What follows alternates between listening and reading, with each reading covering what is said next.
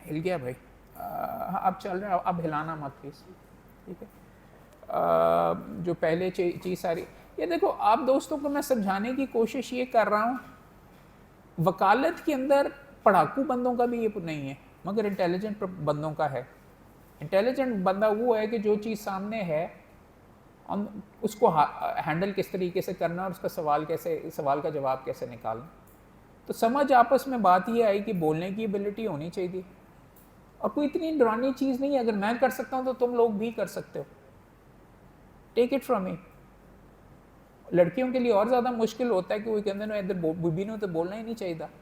लड़की को तो माशरती तौर के ऊपर आपको रखा ही इस तरीके से हुआ है कि ना आपने बोलना है, ना आप अगर, और आपको कि आपने मुकम्मल तौर के ऊपर बैकग्राउंड में रहना है, लेकिन अगर अब आपने बैकग्राउंड में रहना है या घर में अगर आपने रहना है तो आप कोर्ट के अंदर जाके किसी को हराएंगी कैसे? आप आएंगी मेरे सामने, मैं तो आपको रोन डालूंगा, मेरी तो हत्तुल इम्कान कोशिश होगी, बिकॉज मेरा मुकदमा जीतने के लिए इस प्रोफेशन में ये चीज़ है। अगर आपने मेरे से ज़्यादा तैयारी की हुई है, आपने ज़्यादा बेहतर किया हुआ, थोड़ा बहुत होगा वज़न मेरे नाम का वगैरह, लेकिन अगर आपने मेरे से बेहतर किया हुआ तो आप जज के सामने सुप्रीम कोर्ट की अथॉरिटी रखेंगे तो उड़ा के मुझे भी आप साइड पे कर सकते हैं। लेकिन अगर आप ये कहते रहेंगे वो अहमद क़य्यूम यार इसके साथ क्या है वगैरह, और ये अगर आप होंगे, पहली चीज़ तो कॉन्फिडेंस आपके अंदर होनी चाहिए कि मैं हर बंदे को हरा सकता हूँ, हर बंदे से जीत सकता हूँ, और मैं ही मैं हूँ वगैरह। ये करने के लिए इस प्रोफेशन की अच्छी चीज़ ये है कि आपके कॉन्फिडेंस के ऊपर चलता है, क्योंकि you have to win, you have to be. इसके अंदर ये चीज़ अपने जहर के अंदर कर लें, आप वही खाएंगे जो आप कमाएंगे, जो मारेंगे वही आप करेंगे। You eat what you kill, you are a hunter, you have to beat someone. मुकदमा नहीं आएगा तो वो हील नहीं बनोगे, तो मुकदमा हासिल भी करना है।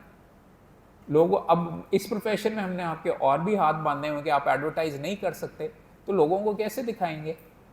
आज आपके फेसबुक के ऊपर होना चाहिए, बल्कि लाइव स्ट्रीम हो रहा होना चाहिए कि मैंने ये सवाल किया और मैं बड़ी स्टार थी बीच में, मैंने अहमद क़य्यूम से ये सवाल किया और उसके साथ ये करके अपलोड वगैरह करो।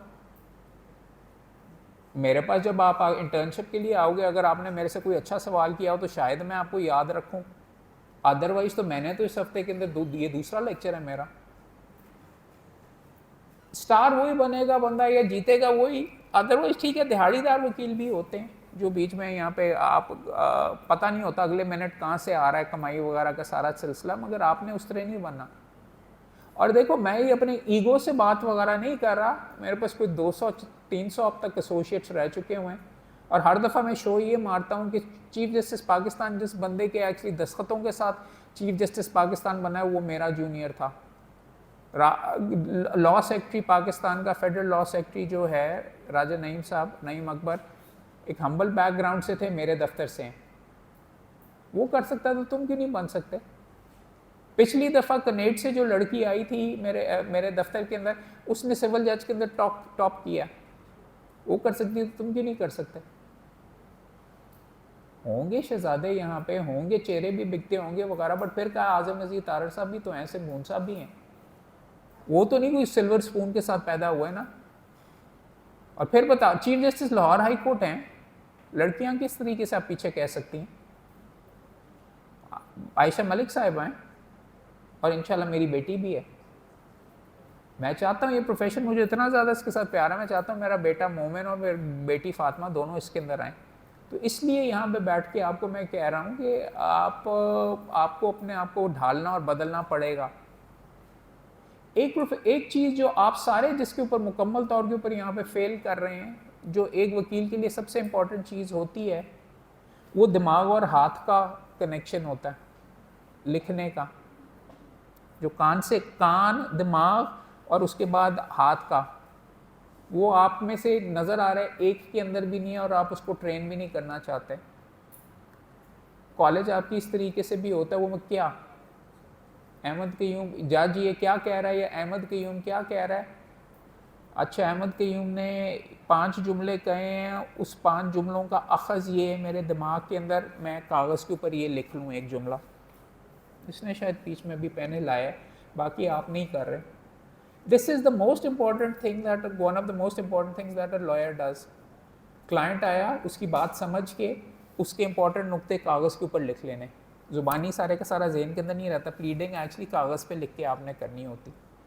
ये जो लिखत पढ़त कर रहे हो ना, और कॉलेज में जो लेक्चर हैं, अगर लेक्चर नोट्स नहीं बनाने आते, वो पूरे के उसके ऊपर एक सफ़े पे अगर अखज़ नहीं कर सकते, तो इतनी मोटी फाइल को एक सफ़े पे नहीं कर सकोगे। अंडरस्टैंड दिस कि वो वाली जो चीज़ है वो तुम्हारा स्किल बन रहा है कि कान खोल के समझ के वो की के अंदर है, अच्छा ए के अंदर है दिमाग के साथ, अच्छा ए मतलब ए एक जुमले में उसको क्या लिख सकते हो, ये आपकी एक्सरसाइज हो रही है। फिर आगे जाके बोल के दो अगला जुमला उसके जो चीज लिखी हुई है बोल देना, वो बहस करने में आसानी होती है। मेरा स्किल सेट अब इतना हो गया कि मुकदमा मैं खुद बनाता हूं कि ये 4 स्टेजेस, कान से चीज अंदर गई, जेन में गई, जेन से एक्चुअली कि अच्छा इसका ये बनता है, नॉलेज के साथ उसने लिंक किया, नीचे जाके लिखा, और फिर आगे अगर बोलना है। इसलिए मैं अच्छा वकील वगैरह बन गया हूं कि ये सारी स्टेजेस मैं करता हूं और प्रैक्टिस करता रहता हूं।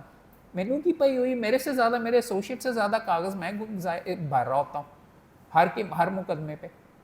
अभी भी जो गुफ्तगू कर रहा हूँ, इसके अगर आप नोट्स नहीं बना रहे तो आप लिटरली अपना वक्त ज़ाया कर रहे हो। सारे सर तो हिला रहे हैं लेकिन फिर भी नहीं कर रहे। मैडम पेन को हिला लो, क्या ख़त्म हुआ है पेन? ये देखो, समझाने की कोशिश ये कर रहा हूँ कि ये एक स्किल है, आप नहीं इस्तेमाल करते रहोगे तो ख़त्म हो जाएगा।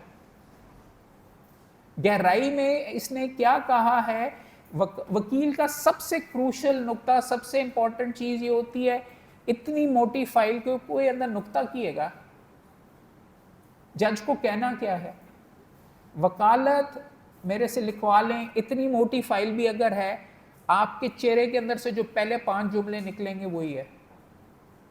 ओनली 5 सेंटेंसेस, पहले 5 चीज़ें क्या, बल्कि 3 सेंटेंसेस। अगर आपने शुरू कर दिया, जज साहब एक दफ़ा का जिक्र है कि मेरा क्लाइंट पैदा हुआ, क्लाइंट पैदा होने के बाद उसके यहाँ पे गया, वो ये किया, वो किया, ये किया, जज ने कहना कि बाकी चीज़ किसी और वक्त करेंगे। मगर अगर जज को जाके कहेंगे जज साहब नीचे वाला ये ऑर्डर है, पेज नंबर इसके ऊपर लिखा हुआ है, उसने जज के ने इसके अंदर ये कह दिया है कि मेरी क्वालिफिकेशन LLB के लिए नहीं बनती, वो इस वजह से गलत है क्योंकि सेक्शन 34 जो उसके अंदर ये लिखा हुआ है एक्ट का, उसके सेक्शन के अंदर ये लिखा है कि मेरी क्वालिफिकेशन बनती है, इसलिए गलत है, ये देख लीजिए, और ये जजमेंट है, इसके लिए मैं आपकी फ़ोटोकॉपी करके आया हूँ, ये मैंने पीली की हुई है, यहाँ पे ऊपर मैंने नोट किया हुआ ये है, आप अपना मुकदमा जीत जाएंगे। अगर दुहाई है, जज साहब कर दो मुंडा है इंदा ख्याल करो वगैरह, तो then you are a stupid lawyer, you there is why should you be given any relief, तुम्हें क्यों दो? समझने की एक चीज़ है कि मैं अगर मेरा सुबह मुकदमा लगा हुआ तो सारी रात मैं सोच रहा होता हूँ, मेरा कॉन्फिडेंस इतना नहीं है कि अच्छा यार केड़ा जजेगा, वो यार उसने तो मेरे से जाते ही मेंटेनेबिलिटी पे पूछना, तो वो ये पूछेगा तो मैं ये करूँगा, ये पूछेगा तो ये करूँगा, ये पूछेगा तो ये करूँगा, ये सारी चीज़ें मुझे कैसे पता चली एक्सपीरियंस से क्या हुआ, व्हाट हैपन। ये वाला जज लगा हुआ तो उसके लिए मुझे ये सुप्रीम कोर्ट की जजमेंट लेके जाऊँगा, अदरवाइज उन्हें उड़ा देना मेरा मेंटेनेबिलिटी के ऊपर। पहला मुकदमा मैं हाई कोर्ट के अंदर अपना हारा था, 30 सेकंड के अंदर जज साहब ने उड़ा के वो मारा, मैं उनकी शक्ल देख रहा था इस तरीके से, उसको मेरा नाम भी पता था कि मैं फलां दा पुत्र भी है, उन्होंने फिर भी पहले 30 सेकंड के अंदर उड़ा के ठा, और मुझे पता ही नहीं चला। मैंने कहा क्या हुआ, उन्होंने कहा जीत गया, मैं हार गया, क्या हुआ? उसने मुझे कहा ठीक है जाएँ, आपने आर्टिकल 212 पढ़ा हुआ है, चौधरी जवाज साहब थे, सर्विस का मैटर था। मैंने कहा जी वो इस पर नहीं लगता, नहीं अच्छा ठीक है आप जाएँ। अब इशू बेसिकली समझाने की आपको कोशिश ये कर रहा हूँ, इसमें देखो नॉलेज की भी ज़रूरत थी, कॉन्फिडेंस की भी ज़रूरत थी, खड़े होकर बात करने की भी, फिर भी आप हार जाते हैं। मगर अपील के अंदर करके आपने अपना केस, अपनी डायरेक्शन बनानी है, किसी वजह से ही मैं यहाँ पे बैठा हूँ, वो धचका लगा फिर भी मैं यहाँ पे बैठा हूँ। बिस्ती भी होएगी, मोहम्मद बोल ही नहीं सका जज साहब ने 30 सेकंड खारिज किया वगैरह, ये वो वगैरह सारे का सारा। तो मेरे साथ भी होता है, आपके साथ भी होगा। समझने की समझाने की कोशिश तमाम दोस्तों को यहाँ पे ये कर रहा हूँ कि दिल और दिमाग खोल के अगर इस प्रोफेशन को दोगे ना, तो इस प्रोफेशन से बेहतर नहीं कोई प्रोफेशन है ही नहीं, कि आपके अंदर जो कमी कोताही है ना, उनको भी 10 गुना बेहतर कर देता है वो। यार वो ये प्रोफेशन वहाँ से उठा के यहाँ पे बिठा देता है, और लोग आपको सुनते हैं और चंद बीच में पेन के साथ लिख भी लेते हैं। समझने की बात ये है कि ये प्रोफेशन आपको इज्जत इतनी देता है कि और लोग आके आपको कहते हैं कि यार मेरा घर बिक रहा है, मुझे बचाओ, और जब आप उसका घर बिकने से या उसका करने से आप उसको बचा लेते हैं, तो वो आपको कसूर से फिर आके अंदर से भी देता है और फिर आपको 4 और मुकदमे भी ला के देता है और कहता है वो ये अच्छा आएगा। और आप वैसे भी आप इसको कहते हैं एक तरीके से आप सुरखरू होते हैं और आप एक जन्नती मेरे नज़दीक होंगे, क्योंकि आपने किसी को हक दिलवाया। मैंने अगर किसी कसूर के 300 बंदों को रेगुलराइज करा दिया एक रिट पिटिशन करके, तो अब वो बंदा मरेगा तो उसके बच्चों को फिर भी नौकरी मिल जाएगी वही वाली, वो एक रेगुलर एम्प्लॉई हो गया। क्योंकि और वो सिर्फ इसलिए हुआ कि मैंने इफ्तिखार चौधरी की एक साहब की एक जजमेंट पड़ी हुई थी पीएलडी में, तो मैं लिख के अपने रजिस्टर में रखी हुई आए कि जी मैं 16 साल तो सानू करके उनको बाहर कढ़ रहे हैं। मैंने कहा बाहर किस तरीके से, तुम्हें हम ट्यूबवेल ऑपरेटर था कि 3-3 महीने के कॉन्ट्रैक्ट दे रहे थे ताकि हम रेगुलर ना हो जाएं, तो 16 साल नौकरी करने के बाद कहते हैं अब आपकी ज़रूरत नहीं है आप जाएं। मैंने कहा तुम्हारा हक है कि तुम रेगुलर हो, तुम्हारा हक है तुम्हें पेंशन मिले, तुम्हारा हक है कि तुम्हें ये मिले। और क्योंकि इफ्तिखार चौधरी साहब की मैंने जजमेंट पढ़ी हुई थी, जजमेंट इसलिए नहीं मैंने पढ़ी हुई थी कि मैंने नफलाना सवाब होना, इसलिए पढ़ी हुई थी कि उसको मैं इस्तेमाल करूँगा। और देखो मैंने इस्तेमाल करके जब 300 ख़ानदानों को ये हक दिलवाया तो मैं तो जन्नती हूँ अल्हम्दुलिल्लाह।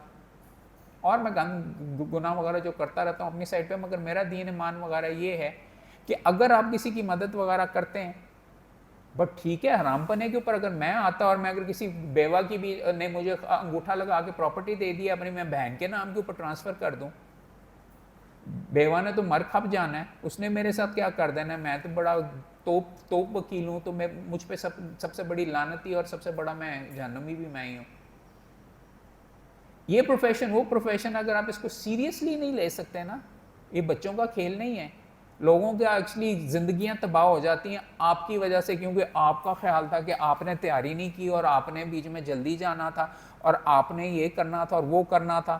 तो ये आपका नहीं है, जाओ कोई और चीज़ कर लो। अगर ये पैसों के लिए कर रहे हो तो डुगडुगी के ऊपर बंदर भी नाचता है और भी चीज़ें नाचती हैं।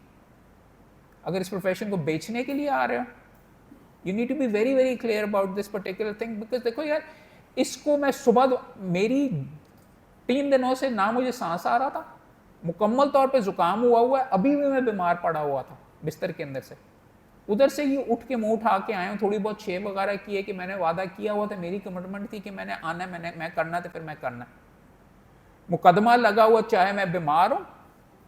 मेरी बेगम के एक्चुअली ताया सुबह फौत हुए हैं, रोना धोना भी चल रहा था, अमेरिका में हुए वगैरह किया, बात किया, फ़ोन पे बात की, ठीक है मैं क्या उसके बारे में कर सकता हूँ, यहाँ पे आके आपके सामने मौजूद हूँ। है दर्द हो रही है, बुखार है, 172 और चीज़ है, नो एक्सक्यूजेस। मेरी चंद एसोसिएट्स ने अभी कहा कि सर हमने प्लान किया हुआ था, वो एक लड़का आया हुआ, हमने प्लान किया हुआ था लड़कियों ने कि हमने वो लंच के लिए जाना है, तो इजाज़त है। तो मैं उनकी कहता कि नहीं, if you think this is not important then ठीक है जाओ पार्टी करो। और मुस्कुराती हुई चली गई चारों की चारों। अच्छी बात है। वो लड़का बैठा हुआ उसके अंदर बीच में स्टार नज़र आ रहा है।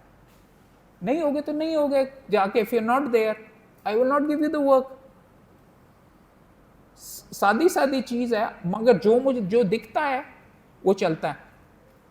एसोसिएट के तौर पे अभी भी ना, अब आप सारे के सारे स्टूडेंट्स हो, इंटर्नशिप्स करो, पता चल जाएगा कि यार केड़ा दफ्तर दे जाना है, केड़ी चीज़ मैंने पसंद, मुझे वकालत पसंद भी है कि नहीं। मेरे पास ऐसी भी लड़की एक मौजूद है मेरे अपने ख़ानदान के अंदर, जो बाहर से LLM करके आई, लाखों करोड़ों रुपए लगा के आके कहती है मुझे तो वकालत पसंद ही नहीं है, मुझे पता चला अब कोर्ट में आके। तो मैंने कहा जी फिर की प्लान है? नहीं मैं शादी करूँगी। तो जाके उन्होंने शादी कर ली और शायद बाहर जाके इंग्लैंड वगैरह के अंदर हैं, शायद वहाँ पे थोड़ी बहुत वकालत भी करती हैं। बट देखो हर बंदे की अपनी कहानी है। समझाना ये चाह रहा हूँ, इसको टेस्ट करना, ये मैं बिल्कुल नहीं कह रहा जैसे माहितुल इस्लाम लॉ कॉलेज का हुआ था कि 60% क्लास एक्चुअली बैठ के बेलें करा रही थी। वो करवाओगे तो हम अगर पकड़े गए तो रौन डालेंगे, तुम्हारे लाइसेंस एक्चुअली हम तुम्हें लेने ही नहीं देंगे, बैन कर देंगे। मगर ये वो प्रोफेशन है कि तुम आके देखो अहमद करीम के साथ काम करना है, ताकि मेरे साथ अगर तुम्हारी थोड़ी सलाम दुआ वगैरह होगी तो शायद जब इंटर्नशिप के लिए आओगे या उसके बाद एसोसिएटशिप के लिए आओगे तो पता होगा कितने कोल जाना है। पता होगा मैंने सिविल के लिए भी जाना है कि अदरवाइज जब डिग्री खत्म होगी तो चाचू ने तुम्हें जाके एक सुप्रीम कोर्ट के जज के चेंबर के अंदर बिठा दिया और 5 साल तुम वहाँ पे ही बैठे रहे, जब छोड़ के गए तो वहाँ पे उसको कहते हैं सिविल कोर्ट का एक मुकदमा, सुप्रीम कोर्ट के तो तुम चैंपियन थे, उसका लाइसेंस नहीं है, उसकी वकालत वगैरह सुप्रीम कोर्ट की तो नहीं करनी आती, लेकिन सिविल कोर्ट का एक सादा मुकदमा तुम कर नहीं सकते। सो अंडरस्टैंड दिस, अपना करियर आपने आपके वालिदैन को नहीं पता यार कैसे आपको काम भेजना, वो कहेंगे तो वगैरह इधर भेज देंगे उधर भेज देंगे, दिमाग इस्तेमाल करके खुद करो, आगे देखोगे वैसे भी शोगल होगा यार, मजा आएगा, कहोगे वो ये अहमद की हूँ मैं, ये बीच में जस्टिस मंसूर अली शाह है, ये हाई कोर्ट का मैंने करना है यार, मैं इधर खड़ा हूँ, मैं भी एक दिन बोल रहा हूँ, एक्साइटमेंट होगी लोगों को, देखो ये है इस तरीके से, अच्छा क्लाइंट ये होते हुए पैसे भी मिलते हैं, किताबें भी हैं, इसकी ये चीज़ें, अहमद क़य्यूम क्या करता है क्या नहीं करता, किस तरीके से करता है कि एम बोंगियाँ मारता रहता है अपने आप को, ये सारे का सारा ये नहीं ये वाला अच्छा है, उसके पास जाके काम करना शुरू कर दोगे।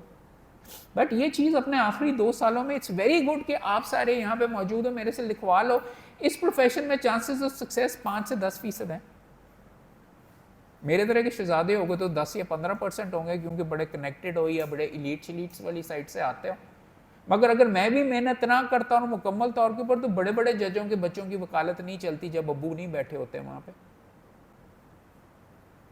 आप फिर कह रहा हूँ आजम नज़ीर तारड़, एहसन बोन वगैरह, आजम नज़ीर तारड़ साहब आपको पसंद होंगे या नहीं होंगे वगैरह, उन्होंने आइन बदला है, he so powerful and he came from where, बाकी भी सारा छोड़ दो, आजम नज़ीर तारड़ साहब का क्या जिक्र करो। एक यतीम का मैं जिक्र कर देता हूँ, माइनॉरिटी कम्युनिटी से था, डिग्री के लिए बाहर बाप ने भेज दिया, वापस बीच में आया तो बाप भी मर चुका हुआ था, जाने से पहले शादी भी उसकी करवा दी हुई थी, माँ तो पहले ही मर गई हुई थी, वापस आई, बाप का करियर सारा ठप था, माइनॉरिटी कम्युनिटी था, अपना शहर छोड़ के बीच में जाके बॉम्बे में काम करना शुरू कर दिया, लग के मैजिस्ट्रेट बना, मैजिस्ट्रेट बन के उसने एक पोलिटिकल पार्टी ज्वाइन की, ऑल इंडिया नेशनल कांग्रेस, वहाँ पे उसको actually ambassador of Hindu Muslim unity कहा गया, और फिर इसको कहते हैं वहाँ पे गांधी साहब आए, उन्होंने वेला करा देता तो वो छोड़ के फिर उन्होंने वकालत पे फोकस करना शुरू कर दिया मोहम्मद अली जिन्ना ने, और उसके बाद वो बीच में यहाँ पे इंग्लैंड चले गए, वहाँ पे बीच में काम कर रहे थे, और उनको इतना इम्पोर्टेंट समझा कि डॉक्टर इकबाल ने कहा कि आओ मुसलमानों की बीच में गाइड वगैरह करो, और उन्होंने मुसलमानों को गाइड किया और एक मुल्क हासिल कर दिया, और अब उनको कायदे आज़म मोहम्मद अली जिन्ना कहते, वो यतीम था भाई, माइनॉरिटी तुम कम्युनिटी से था, बाप का बिजनेस ठप हो गया हुआ तो दूसरे शहर में बैठा हुआ था, वो इस प्रोफेशन की वजह से इस अरूज के ऊपर गया, सियासत को भी बीच में उसने साथ किया कि आप उसको पूछते हैं, उसकी अमूमन यहाँ पे हमने तस्वीर लगाई हुई थी, अब उतार ली, और अगर आप यहाँ पे बोर्ड्स पहले लगे होते थे तो बट दूसरे हॉल में शिफ्ट कर दिए हुए कि सदर सेक्रेटरी ये वो, अगर 1947 से आप पहले चाले पड़े ना, दीनानाथ और ये फलां फलां फलां फलां, आपको मुसलमान 1 या 2 ही नज़र आते थे। मोहम्मद अली जिन्ना ने अगर वकालत ना की होती ना तो तुसी सारे किसी दे मुंशी भी ना होंगे।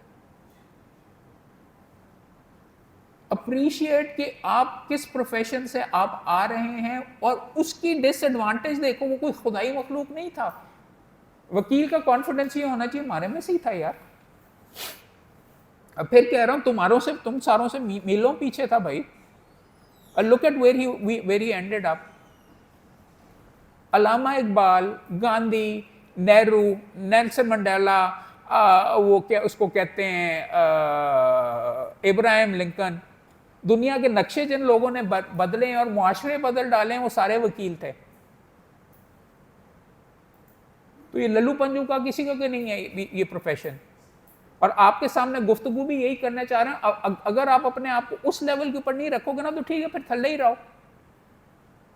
अगर आप अपनी ईमानदारी और अपनी बीच में इंटेग्रिटी इस लेवल के ऊपर नहीं रखना चाहते, अगर नहीं कायदे आज़म बनना तो नहीं बनना। अगर रिचर्ड निक्सन बनना जो अमेरिका का सदर था, रिजाइन करके बीच में जाना पड़ा और माफिया मांगनी पड़ी ताकि मेरे पे मुकदमा वगैरह, तो वो भी वकील था। ट्रंप का वकील जेल से होके आया 6 महीने काट के। 2 नंबरी करने के लिए तो कोई मसला नहीं। और देखो 2 नंबरी करते हुए वगैरह तुम कोई फर्क नहीं पड़ता, लूटी जाओ, ये करते जाओ। और यहाँ पे ये भी है सिलसिला कि लूटने के लिए आ रहे हैं। हर बदमाश ने अपने बच्चे को वकील बनाना शुरू कर दिया। लोगों को नहीं पसंद आता, बट मैं अल्लाह यहाँ पे ये कहता हूँ। और आपके लिए बड़ा मुश्किल है। इसका ये मतलब नहीं है कि आप भी बदमाश बन जाओ। इसका ये मतलब है कि आप इस प्रोफेशन को ठीक करेंगे। मैं बीमारी में यहाँ पे खड़ा बैठ के इसलिए चीख चीख के आपके सामने ये कह रहा हूँ कि मैं हत्तुल इम्कान यहाँ पे खड़ा हूँ कि करने के लिए कि नहीं, डेथ थ्रेट भी मिलते सी जाली वकील नहीं आएगा इस प्रोफेशन के अंदर। डिग्री खरीदने वाला नहीं है, बिकॉज आपका फ्यूचर तबाह होता है। मुझे क्या फर्क पड़ता है वो जाली वकीलों की, मैं भी फौज बीच में अपने साथ रख लेता हूँ। अहमद कयूम तेरी जिद इंशाल्लाह सारे के सारे करके वगैरह। बट जो गलत चीज़ है ज़िंदगी के अंदर वो गलत चीज़ है, जो सही चीज़ है वो सही चीज़ है। तुम लोगों की बीच में मर्जी है, कहते रहोगे कि पागल है बीच में अमीरजादा है, इसलिए पकड़ के सारे का सारा बोल रहा है वगैरह। बट फिर कह रहा हूँ कि उसका जना का बीच में जो बिजनेस वगैरह था ठप हो गया हुआ था। वो जब जहाँ पे उसने एसोसिएटशिप शुरू की, वो अपने वो जो बॉम्बे के अंदर उसकी जाके पढ़ना जना ऑफ पाकिस्तान किताब, उसकी वजह से मैं वकालत में आया हूँ। स्टैनली वॉलपट ने लिखी हुई है। कायदे आज़म रहमतुल्लाह अलैह से मुझे कोई इतना ख़ास इश्क नहीं है, मुझे मोहम्मद अली जिन्ना से डेफिनेटली है, क्योंकि वो एक बंदा था, इंसान था, ना कोई खुदाई मखलूक था जिसको हम तस्वीरें लगा के उसके नीचे हम करप्शन करते हैं और ये और वो वगैरह ऊपर हमारा बैठा होता है। ये हर सरकारी दफ्तर के अंदर लगा, ऊपर बाबा जी देख रहे होते हैं, लेकिन फिर भी लगे होते हैं सारे के सारे करने के लिए। कोर्ट्स में भी लगे होते हैं, इंसाफ नहीं फराहम हो रहा था। बट इंपॉर्टेंट चीज़ क्या है, every single one of you can be the, ठीक है बाकी मैं भी तो मर्दों का, आसमा जहांगीर मेरी लीडर थी, अभी भी मैं उसको याद करता हूँ यार। मर्दों से ज़्यादा उसके साथ मुझे डर लगता था। ये इस कमरे में बैठ के ना उन्होंने मुझे सेक्रेटरी वगैरह, जब मैं हाईकोर्ट का बना था उनके ग्रुप से मैं था, यहाँ पे उन्होंने लेक्चर किया। उस बीबी के साथ मुझे बैठते हुए डर लगता था कि ये कोई इनू गोली मारन आएगा तो मैनू मार देगा, मैं भी ना लगा जाऊँगा। वो गरीबों के लिए खड़ी होती थी। क्यों? कोई उसको कहता था इजरायली एजेंट है, कोई कहता था अमरीकी एजेंट है, कोई कहता था इंडियन एजेंट है। क्लैरिटी तो होनी चाहिए ना, कितने एजेंट है, सारे तो नहीं हो सकते। मगर उस बीबी की अजमत ये थी कि उसने एक केस यहाँ पे लड़ा। उन्होंने मेरे वालिद साहब उसके अंदर एक जज थे, रमदे साहब भी थे और खलीलुर रहमान खान साहब भी थे। आप जो सारी मैडम्स बैठी हुई हैं, मैडम ने एक मुकदमा लड़ा साइमा वाला, वो आप जाके बीच में पढ़िएगा। उसमें हक दिया गया कि आप अपनी वली की मर्ज़ी के बगैर, आप 18 साल की अगर हो गई हैं तो आप शादी कर सकती हैं, अदरवाइज़ आप शादी भी नहीं कर सकती थी अपने वली की इजाज़त के मुताबिक। चाहे आप बेनज़ीर भुट्टो होती और आप प्राइम मिनिस्टर तो आप बन सकती थी, मगर कानून के अंदर ये लिखा हुआ था कि उसको इजाज़त लेनी पड़नी थी अपने क्या नाम है, कौन सा भुट्टो था उसका अंकल, जिससे उसकी बनती भी नहीं थी। आप चीज़ें चेंज कर सकते हैं और इसलिए आप वकालत के अंदर आते हैं, रोज़ी रोटी वगैरह करने के लिए नहीं आ रहे। कोई गलत चीज़ है, मैं देखती हूँ किस तरीके से ये है, नहीं है, खड़े हैं, ठीक है यार। हर बंदे ने एंड में मर जाना है, हर बंदे ने खाक हो जाना है। What matters is how you live your life. और आप सेटिस्फाइड हैं कि नहीं। इस सेकंड अगर आप बीच में फौत हो जाएं तो क्या आप इस तरीके से अपनी ज़िंदगी वगैरह जी रहे थे कि यू मेंट समथिंग। वकालत का ये अच्छी चीज़ है। अदरवाइज अगर आप बैंकर होते तो मेरे तो बिस्तर तुम बाहर ही ना निकला जाता रोज़ सुबह कि आज फिर जा रहे हो, शायद पैसे ज़्यादा मिलते। मगर मैं यहाँ पे आपके सामने बैठ के ये कर रहा हूँ, यार देखो मैं तुम अपने दिल से बीच में खुल के बात कर रहा हूँ, लगी लिपटी नहीं कर रहा, और ना मैं बीच में आपके सामने ये लेक्चर देने के लिए आया हूँ। I live like this. अब लोग कह सकते हैं कि पागल है, लोगों के पास शायद मेरे से ज़्यादा पैसे हों, ये मीरज़ादा इसलिए ये बीच में हमें पकड़ के लेक्चर वगैरह दे सकता है। मगर तुमने देखना है अपनी कब्र में, तुमने जाना है, बाप ने भी नहीं जाना। बख्शिश भी तो आप अगर रिलीजन में भी नहीं करते यार, एथिकल तरीके से जियोगे तो शेर के तौर पे जीना चाहिए कि गीदड़ के तौर के ऊपर। ये नहीं पता अगले सेकंड आप कहाँ पे हैं। मेरे वालिद साहब को मैं रात को बीच में पान के खाने के लिए गए, अगली सुबह वो नहीं थे, नहीं उठे। बेड की साइड के ऊपर उनकी पेपर बुक्स खुली हुई थी। आखिरी मेरी गुफ्तगू भी उनके साथ यही हुई थी कि यार मोहम्मद मैं फलां मुकदमे के अंदर, and he was very excited कि अगले दिन कोई तगड़ी फीस आनी थी। अल्लाह मियाँ की मर्जी थी, नहीं हुआ। उनको अभी भी लोग, ये जो डिस्पेंसरी उनके पैसों से बनी है, उन्होंने इस कॉन्ट्रीब्यूट ये किया। एक चीज़ फॉर एग्जांपल ना, मैं अपना लेक्चर देता हूँ हमेशा एथिक्स के ऊपर, प्रोफेशनल के ऊपर, तो उसमें ना मैं कोयटा के शोहदा की हमेशा तस्वीरें दिखाता हूँ। मरना हर बंदे ने, मगर मैं लाहौर में बैठ के उनको कह रहा हूँ कि कीमत भी अदा करनी पड़ जाती है। कोई बता सकता है कोयटा के वकील कैसे इतने ज़्यादा कोई बेशुमार थे, 60-70 तक थे, क्यों कैसे शहीद हुए थे? हाँ, बॉम्ब ब्लास्ट हुआ था, कैसे हुआ था, कोई बता सकता? ये कोयटा में ये हुआ था कि पहले एक्चुअली टेररिस्ट ने उनके एक बार के लीडर को अटैक किया था, शहीद कर दिया था। वो अस्पताल में उसका पता करने के लिए उसके पीछे गए थे, तो वहाँ पे जाके बॉम्ब ब्लास्ट हो गया था और तकरीबन 60-70 वकला सारे के सारे जितने थे शहीद हो गए थे। किसी को क्या, उनको क्या तकलीफ थी यार, वहाँ पे क्यों गए थे? वो मर गया था, मर गया था। Why go there? Why become, why did the terrorist ने क्यों वकीलों को हमला किया? मरना तो हर बंदे नहीं है ना, लिखी हुई है, लिखी हुई है, जहां लिखी हुई है वहां पे लिखी हुई है, गुसल खाने में लिखी हुई है, टीके लगे हुए, ड्रिपें लगी हुई हैं, अस्पताल में लिखी हुई है 100 साल की उम्र के अंदर, सो व्हाट? वो बंदे, इंपॉर्टेंट चीज ये थी, ये एक बरादरी है जिसके अंदर आप आ रहे हैं। वो फौत हुआ था, उसके बच्चों के लिए उसका पता करने के लिए पूरी बार उठ के गई हुई थी वहां पे। जो टेररिस्ट भी है वो आपसे थ्रेटन होता है क्योंकि आप उसको सजा दिलवाते हैं। You get targeted. अब आप कीमत है, अगर आप डरू बंदे हैं ना आओ इस प्रोफेशन दे विच, कौन कहता, कोई जबरदस्ती तो नहीं हैगी। बट लुक एट दिस, वो आपका, आपके खानदान का, आपके खानदान में जनाजा जब आपका होगा बाप का, तो वकील आएंगे आपका करने के लिए। हम करते हैं, जब मैं ओहदेदार होता हूं तो मैं और ज्यादा जोर से जाता हूं अगर कि जरूरी है, it makes some difference, because आप एक कम्युनिटी के नुमाइंदे हैं।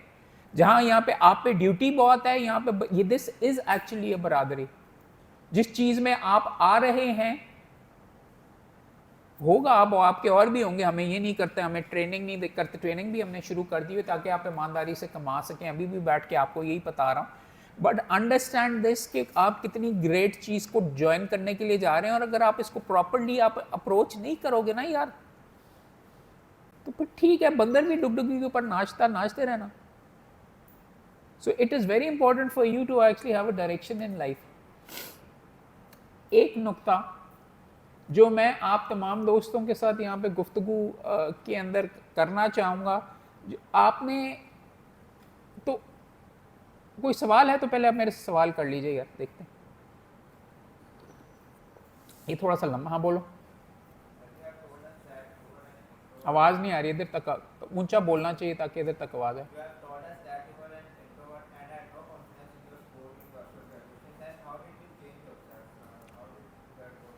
Why did you choose English by the way when you spoke to me? दूसरों तो इंप्रेशन डालना चाहते हो कि करना चाहते हो कि येगा वगैरह? Because I no it's a very important thing. उसने बोलना था तो उसने सोचा कि what should I say, अंग्रेजी से बर्गर हैगा ते अंदर नाल अंग्रेजी दे विच करूं, because this is a decision I take. Supreme Court के अंदर I tend to move towards English. Depends on कि what the language the judge is using उसके अंदर। अब मेरे अंदर स्किल सेट नहीं था वगैरह, मैंने कैसे किया, मैंने आपको भी थोड़ी देर पहले ये समझाया कि मुख्तलिफ चीज़ें जज क्या कह रहा है, कान से सुन, क्या मैं सुन रहा हूँ, दिमाग में जा रही है बात, दिमाग उसका जवाब निकाल सक रहा है कि नहीं, और उसके बाद ज़ुबान के ऊपर आ रही है कि नहीं, मेरे पहले 3 स्टेजेस, और दिमाग के अंदर नॉलेज मैंने भरी हुई है कि नहीं। मेरा आखिरी स्टेज इसलिए मैं इम्प्रूव हुआ क्योंकि मेरे बाकी 4 स्टेजेस मैंने बड़े अच्छे तैयार कर लिए हुए थे। अगर जज ने कोई चीज़, और मैंने बल्कि पहले से सोचा होता, मैं आपको कह रहा हूँ, सुबह मुकदमे में अपनी बीवी को मैं कह रहा हूँ मेरे नाल गल ना कर, नहीं मेरे तो पूछ के अंडा मैंने चाहिए नहीं चाहिए खान वास्ते वगैरह सारा। जज का सुबह अर्जेंट में लगा हुआ, मेरे से ये पूछेगा तो ये कहेगा पेज नंबर सर्च के ऊपर ये लगा हुआ है, इसकी मैंने फोटो कॉपी करके रखी हुई है, हाई टैग करके दिया हुआ है कि when I am confident कि I will give him this and he will do this, और इस तरीके से then when I am ready for it then I have the more chance of success। मैं फिर कह रहा हूँ कि शुरू वाले में मुझे बोलने ही नहीं दिया जज ने, पहले मुकदमा मैंने हारा था, मेरी टांगें कांपती थी, but the moment I realised कि यार कोई खुदाई मखलूक नहीं है, मैंने अपना नुक्ता ही कहना है, कागज़ों के साथ मैंने अगर अच्छा लिखा हुआ तो जज उसके ऊपर कह देगा कि जी ये करके सिर्फ फलां जुमले में ये लिखा हो, 3 जुमले नहीं मैं कह सकता, बिकॉज आई वॉज फोकस्ड। मैंने ये अपना आप अगर सिंप्लीफाई कर लेना तो ये तकरीर नहीं है। एक और कहानी सुना देता हूँ। इसी कमरे में सेक्रेटरी का इलेक्शन मैं जीत के आया, तो सच्ची बात तो ये कि मेरे में कॉन्फिडेंस बिल्कुल भी नहीं था। कैंपेन में थोड़ी बहुत तकरीरें वगैरह कर लेता था, लेकिन मेरी फिर भी जान जाती थी। तो इलेक्शन में जीत के आया तो मैंने ना इसी जगह पे, इसी कमरे में, यही रोस्ट्रम था सारे का सारा। तो और था वो पहला जो फंक्शन था ना, वहाँ पे मैडम आसमा जहांगीर भी थी और भी थी, और एक पुरानी सेक्रेटरी रह चुकी थी, रफ़ीला मिन्हास। मैं भी डरू बच्चा था, मैंने कहा कि यार औरतों के हकूक़ के लिए है तो मैडम रफ़ीला से ना साथ कंपेयरिंग करा लेते हैं स्टेज के ऊपर, आधा वो बोलेंगी आधा मैं बोलूँगा, और ये वो सारे का सारा मैडम रफ़ीला करेंगी। मैडम रफ़ीला ने ये कहा, फिर मैंने ये कहा, ये वो थोड़ा बहुत बोल के इस तरीके से हमने गुजार लिया। अभी भी मुझे याद है मैडम आसमा ने यहाँ पे जब हुआ, उन्होंने यहाँ पे जब मैं गया, उन्होंने मुझे कोने के अंदर जाके उन्होंने मेरी वो बेइज्जती की। उन्होंने कहा मैं तेनू इस वास्ते कि तो हमने तुमने सेक्रेटरी बनाया था कि तुम वहाँ पे बीच में जाके बोलो ना, हमने तुम्हें इसलिए बनाया था। मैंने कहा औरतों का हकूक़ होना, का औरतों की हकूक़ जूते की नोक के ऊपर, तुम सेक्रेटरी हो, तुम जिस चीज़ के ऊपर यहाँ पे बीच में बैठे हो, तो तुमने किस तरीके से किसी और को दे दिया? ये इस प्रोफेशन की रिक्वायरमेंट है, बोलना रिक्वायरमेंट है। अब उर्दू में कम ज़्यादा बेहतर बोल लेते तो उर्दू बोल लो यार, किसने ज़बरदस्ती की हुई है? अगर अंग्रेजी में बोंगियाँ बोलनी नहीं आती लेकिन आपने जिद बनाई हुई है कि मैंने इस तरीके से करना, यू कैन डू इम्प्रूव। मैंने आदत एक ये बनाई हुई है, सुबह सुबह जब मैं आता हूँ, अगर ड्राइवर गाड़ी के अंदर हो तो मैं पीछे बैठ के अंग्रेजी का क्रॉसवर्ड करता हूँ, उर्दू का अखबार पढ़ता हूँ, उर्दू में दिमाग चलना शुरू हो जाए, और अंग्रेजी के अंदर वो बीच में दिमाग अंग्रेजी की लाइन के ऊपर इंग्लिश का क्रॉसवर्ड करता हूँ। मुकदमे के अंदर अगर मैं पहले आता हूँ तो 15 मिनट पहले पहुँचता हूँ, किसी से 2 जुमले वैसे बोल लेता हूँ ताकि मेरी ज़ुबान खुद चलनी शुरू हो जाए, ताकि जज जब पूछे, आंखों गौर के साथ देख रहा होता हूँ कि वही जज है की कर रहा है वगैरह, किस तरह। एक दिन पहले मुझे पता होता है, अगर मैं वहाँ पे जाता रहूँ और देखता रहूँ कि क्या ये जज क्या करता है, किस किस्म के सवाल वगैरह करता है, किस चीज़ से चिढ़ता है, किस चीज़ से नहीं चिढ़ता, वो मैंने पहले देखा होता है। आप जब इंटर्नशिप और एसोसिएटशिप के लिए आते हैं, इसलिए आते हैं। ये जैसे शम्स महमूद मिर्ज़ा हैं, ये कानून के ऊपर जाते हैं, ये इस बंदे को इस तरीके से रिलीफ देते हैं, इस बंदे को नहीं देते, इस चीज़ से चिढ़ते हैं, ये सारी की सारी। अगर आप मेरे साथ मुकदमा करने के लिए एसोसिएट के इंटर्न के तौर के ऊपर आप जाते हैं दफ्तर में किसी कोर्ट को देखने के लिए, और आप सिर्फ मेरा मुकदमा देख के, ये बाकी टाइम लड़के लड़कियों से गप्पे लगा रहे हैं, लड़कियाँ ये, और कोई एक भी बैठ के साइड पर सीट कर रहा है, और जब मैं बाहर निकलता हूँ गाड़ी में वापस आता हूँ मुकदमा करके, मैं कहता हूँ जज ना नाम की एक ऐसी, आपको नाम तक नहीं याद, आपको केस तक नहीं याद। आपके सामने 15 मौके थे अपना करियर इंप्रूव करने के, बिकॉज मेरे से पहले 14 केसेस थे। आपने नहीं देखा कि इसके ऊपर ये करता है, इस पे ये करता है, अच्छा ये इस साइड पे खड़ा होना होता है, इस साइड पे होना होता है, ये जजमेंट देता है, ये इसके ऊपर करता है, ये वाला नुक्ता था, अच्छा कस्टडी के मामलात में ये नुक्ता होता है, वेलफेयर ऑफ चाइल्ड को देखा, अच्छा ये जजमेंट उसने साइड की थी। तो अगर आपने नहीं नोट किया तो what were you doing, what in God's name, आप क्या करने के लिए आए थे यहाँ पे, क्यों वक्त ज़ाया किया? तो कोई जादू का टीका है कि जो अपनी मुकदमे दे विच बेइज्जती कराओगे, you are making yourself fail. आप इंटर्नशिप करने के लिए मेरे दफ्तर में आए, दिन में 8 मुकदमे लगे हुए हैं, 8 के 8 रिटर्न हो रहे हैं, आप कहते हैं आज छुट्टी है यार, बीच में पकड़ के सारे मुझे रिटर्न करा लेगा। आपने 8 फाइलें नहीं पढ़ी तो आपने 8 मौके गवाए, आप पढ़ लाना। तो what were you wasting your time for? किस लिए आए थे यार यहाँ पे, क्या करने के लिए? बात यह है कि दफ्तर के अंदर 8, तुम क्यों नहीं 8 दफ्तरों के 8 जजों के चेंबर्स में गए ताकि तुम्हें पता चले कौन कहां पे बैठता है? तुम 8 जजों के चेंबर में क्यों नहीं गए जहां पे मुंशी के साथ, ताकि मुंशी के साथ भी बने? तुम क्यों नहीं गए? तुमने 8 चेंबर्स के अंदर जाके ये क्यों नहीं देखा कि जज साहब के स्टेनो को कहा कि जी एडजर्न कर दे ताकि उससे लैग से लैग बने? 8 जजेस ने तुम्हारी शक्ल क्यों नहीं देखी आज कि एवी मुंडा हैगा? जब तुम 10वें नंबर के ऊपर अपना मुकदमा लेके जाओगे तो तुम्हारे पहले 8 केसेस कोर्ट्स में जाके तुमने ये क्यों नहीं जाके बीच में देखा कि वहां पे और भी जिरा हो रही है, तो ये अच्छा जिरा ऐसे होती है, वो ये बहस हो रही है, ये गार्डियन का कोर्ट है, वहां पे ये होता है, यहाँ पे ये होता है, यहाँ पे ये होता है। वो यू एक्सपेक्टिंग कि मैं, मेरे दफ्तर में तुम इंटर्नशिप करने के लिए आए हो कि मैं तुम्हें बैठ के पढ़ाऊंगा? या तुम्हारे स्कूल के अंदर, तुम्हारे कॉलेज के अंदर कोई पढ़ाता है यहां पे कि कैसे करना है? दिमाग नहीं खोलोगे तो नहीं खोलोगे, नहीं देखोगे। तुम्हारे पास मौका था 8 मुकदमों में तुम्हें 8 सीपीसी के टीके लगे। 8 सीपी को, एक मुकदमा नया था, एक मुकदमे में जवाब दावा दे दिया हुआ था, एक मुकदमे के अंदर इश्यूज फ्रेम हुए हुए थे, एक में बहस हो रही थी, एक में जिरा होनी थी, एक में फाइनल आर्ग्यूमेंट्स थे, उसमें मेरे नोट्स पड़े हुए थे, उसमें ऑर्डर शीट पड़ी हुई थी, तुमने नहीं पढ़ी, तो तुम्हें क्या, कहां से पता चलेगा प्लेंट कैसे होती है? अंडरस्टैंड कि आपको मैं क्यों कह रहा हूं कि जाके ये करो, because no one is going to tell you. मैं तुम्हें एक मुकदमे में, तो मुझे आज का, मैं रिसर्च का लेक्चर था, मैंने तुम्हें एक, तुम रिसर्च करके बड़ा अच्छा नुक्ता निकाल के आ गए, तो तुम्हें क्या मुकदमा करना आ जाएगा?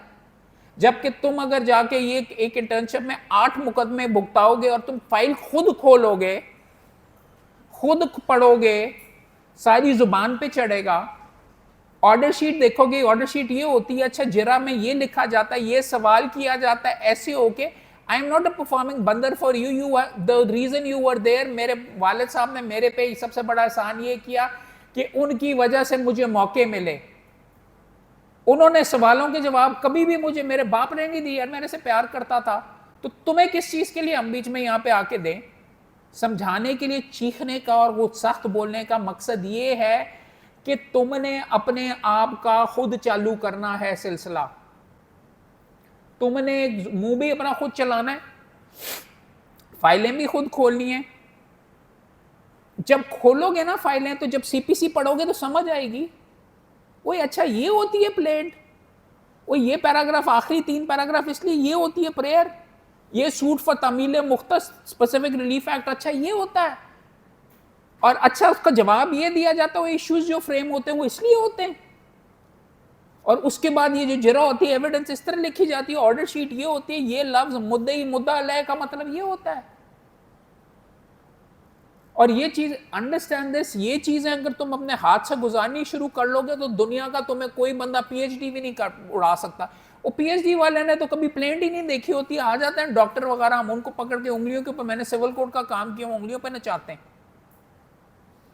कर लो पीएचडी एलएलएम अगर करनी है वगैरह, 2 मुकदमे सिविल कोर्ट के अंदर तुम भुगता लोगे, तुम उनको उंगलियों पे नचवाओगे, इस नुक्ते पे नचवा लोगे कि जी तामील हुई है कि नहीं, समन सही तरीके से हुए हैं कि नहीं, समन सही तरीके से पता के ऊपर भेजे हैं कि नहीं।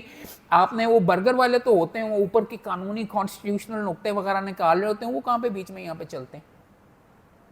अपील होती है, उन्होंने तो एविडेंस भी नहीं पढ़ी होती, गंदी हैंड राइटिंग ही नहीं उनको पढ़नी आती। अभी उर्दू पढ़नी शुरू करोगे तो तब होगा ना, अंग्रेजी पढ़नी शुरू करोगे तो तब ये सारे का सारा करेगा ना। यार किसी तरीके से एसी बंद हो सकता है, तो काम के साथ मेरा नाक बिल्कुल बंद हो गया हो, हल्का कर दीजिए थोड़ा सा।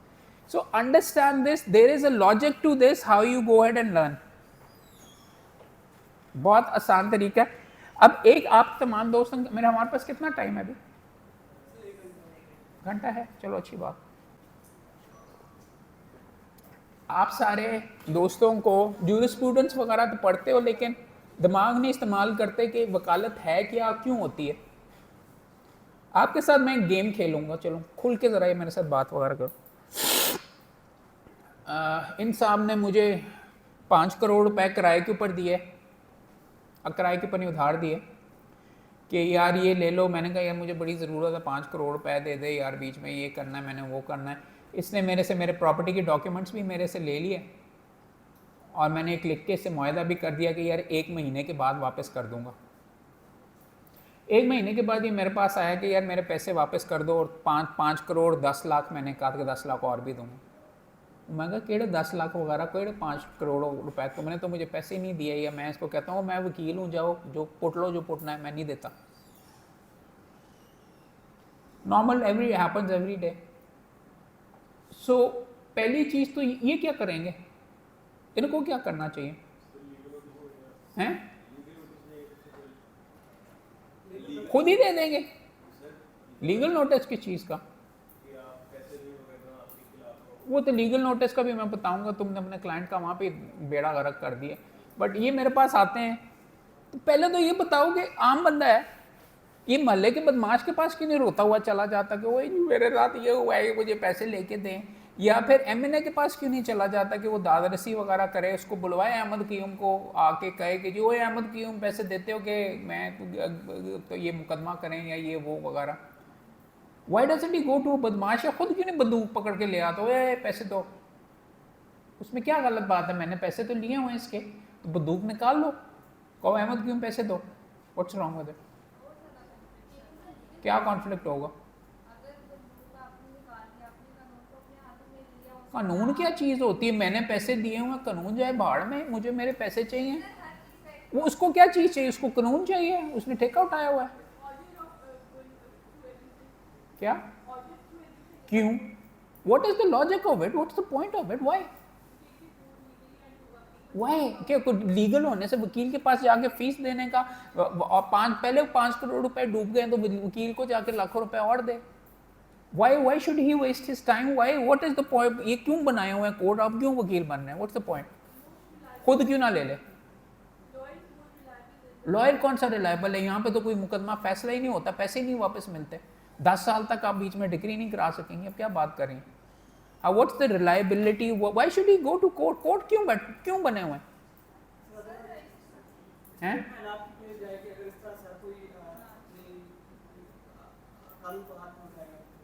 तो क्या होगा?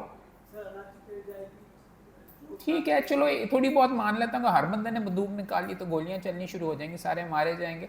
इसको अगर आप जूरिस्प्रूडेंस में पढ़ा, टॉमस हॉब्स की थ्योरी है एक्चुअली लेवियाथन की, ये लीडर की बेसिकली।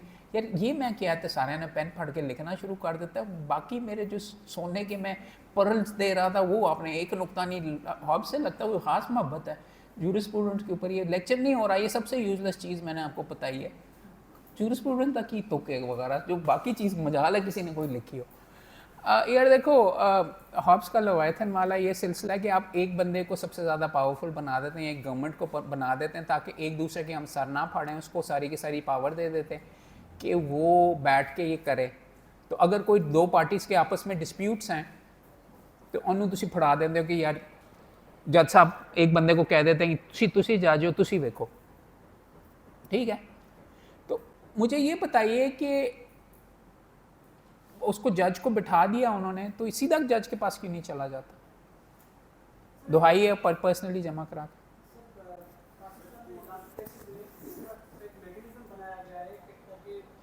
वकील प्रजाती तौर पे भी आप दावा जमा करा सकते हैं,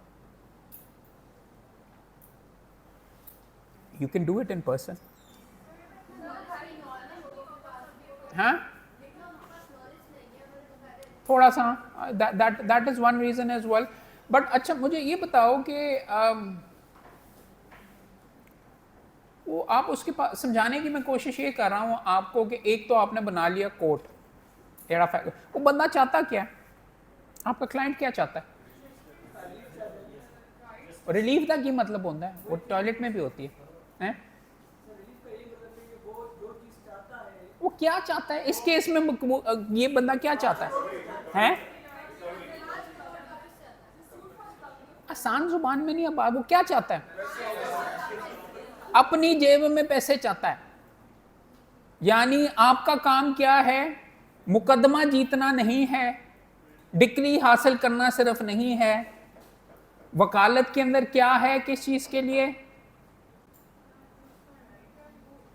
राइट साइड कोई चीज नहीं है, यहाँ पे पैसे उसकी जेब में पहुंचाने हैं, और वो पहुंचाने का कानून के मुताबिक सबसे ज्यादा कानूनी तरीका ये है कि एक कोर्ट के थ्रू आप जाएंगे।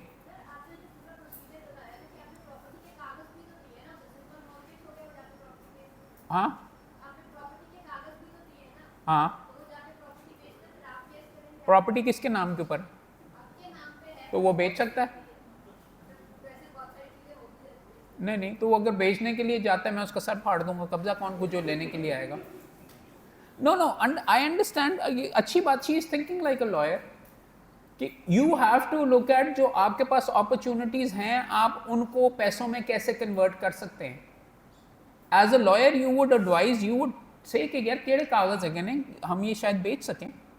अगर उसने for example power of attorney भी मेरे से लिया हुआ है, या प्रॉपर्टी मैंने उसके नाम के ऊपर कर दी हुई है, या कोई और चीज़ या कब्जा उसको मैंने अगर डिलीवर कर दिया हुआ, तो वो और बेहतर होगा।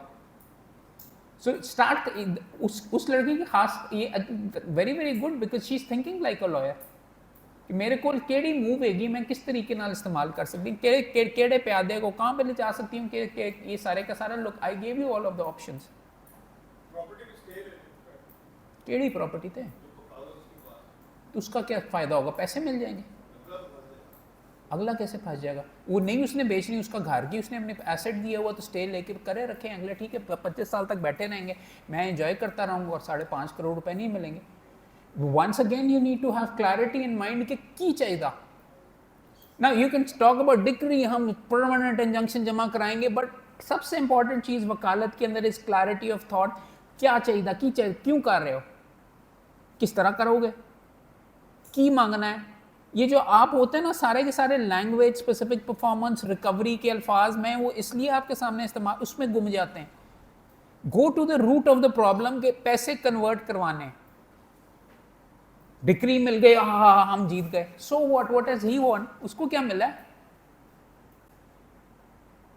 उसको क्या चाहिए, तो उसको डिक्री चाहिए थी कि जेडी सेट कागज तक का टुकड़ा होगा तो कहेगा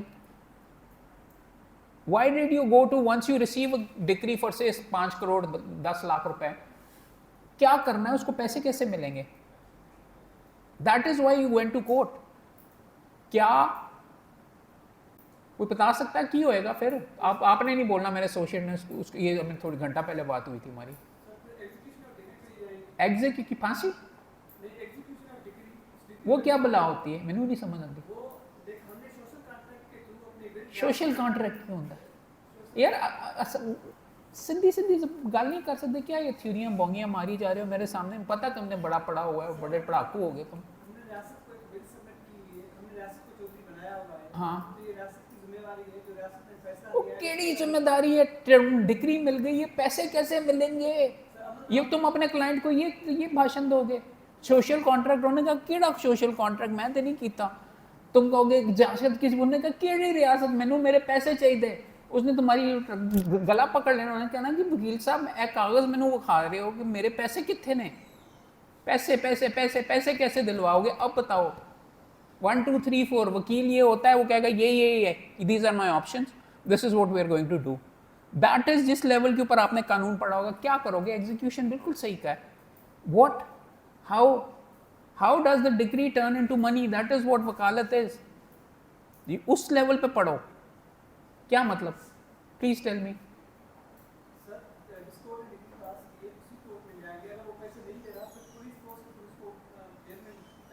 पुलिस उसको जेल में डाल देगी,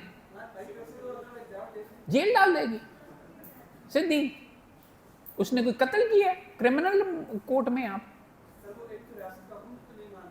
तो नहीं है उसके पास पैसे, फॉर एग्जांपल वो कहते हैं मेरे पास नहीं है, तो आप जिसके पास पैसे नहीं होते गरीबड़ा तो नहीं जाओ अंदर, पाई जाओ ना, FIR की फौजदारी का हो रहा है, पैसे यू मीन कौन सी दफा लगेगी FIR की, फौजदारी का मुकदमा बन जाएगा,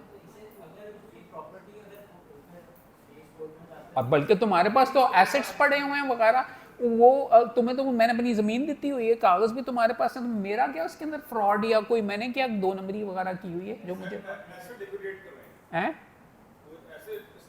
आसान जुबान बात करें ना जी, इतनी मुश्किल क्या, एसेट लिक्विडेट तक की मतलब होता है, एसेट की होंगे ना,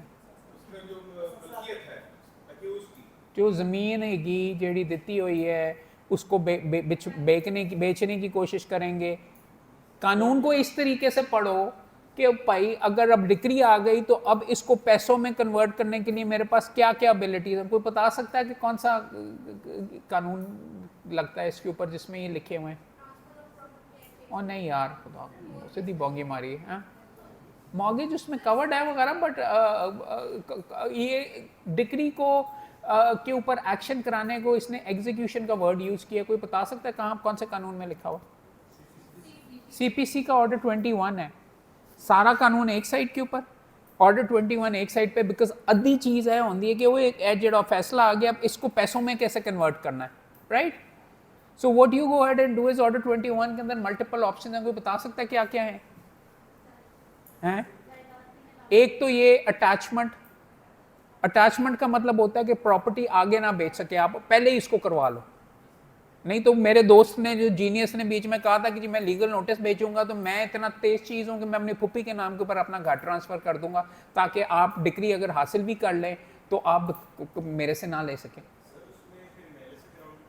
मैलिस का ग्राउंड किस चीज़ का होगा? अगर आपने बीच में मुझे पहले ही आगाह कर दिया कि मैं ये चीज़ें करने लगा हूँ, उसका कोई कानूनी रिक्वायरमेंट है मुझे लीगल नोटिस भेजने की? अगर उसके मुंह के ऊपर उसने कहा कि नहीं देता भाग जाओ, तो तुम्हारे कहने के ऊपर अहमद के वकील तो तुम्हारे नोटिस से डर के दे देगा, शायद दे दूँ तुम्हारी दहशत के साथ। बट ज़्यादातर मैं तो ये कहूँगा ये मुकदमा करने लगा पुप्पी से ना कर लो ट्रांसफ़र, या कोई और चीज़ कर दो जी। आप पहले काउंटर मुकदमा एक जमा करवा दो कि वो इसने मुझे 7.5 करोड़ रुपए इसने मेरे देने, या फिर मैं अपने प्रॉपर्टी के डॉक्यूमेंट्स कैंसिल करवा दूं, चोरी हो गए FIR जमा करा दूं कि जी वो मेरे तो मुकदमे से पहले ही मैं बीच में कर दूंगा। राइट, यू नीड टू सी कि आपने आगे क्या मूव वगैरह करनी है, दूसरी पार्टी को बताना है कि नहीं। एक तो होता है प्रॉपर्टी को बेचने का, उसका राइट कर लो। दूसरा फिर कोर्ट के जरिए वो प्रॉपर्टी बिकवाओ, ऑक्शन करवाओ। ऑर्डर 21 के अंदर लिखा हुआ turn his property into money, जैसे मेरे दोस्त कह रहे थे लिक्विडेट द एसेट। वो प्रोसीजर वो इसलिए करते हैं क्योंकि जाती तौर पे आप नहीं उसका घर बेच सकते वगैरह करके, मार्केट में जाओगे वो कहेगा कब्जा कहां से दोगे, कोर्ट कब्जा दिलवा सकती है, कोर्ट की का सेल सर्टिफिकेट दे सकती है, कोर्ट ऑक्शन कर सकती है, उसके जरिए बेसिकली सबसे ज्यादा ट्रांसपेरेंट अंदाज में उसका राइट भी वॉच होगा कि उसके 15 करोड़ की प्रॉपर्टी मैं 5 में नहीं बेच दूंगा,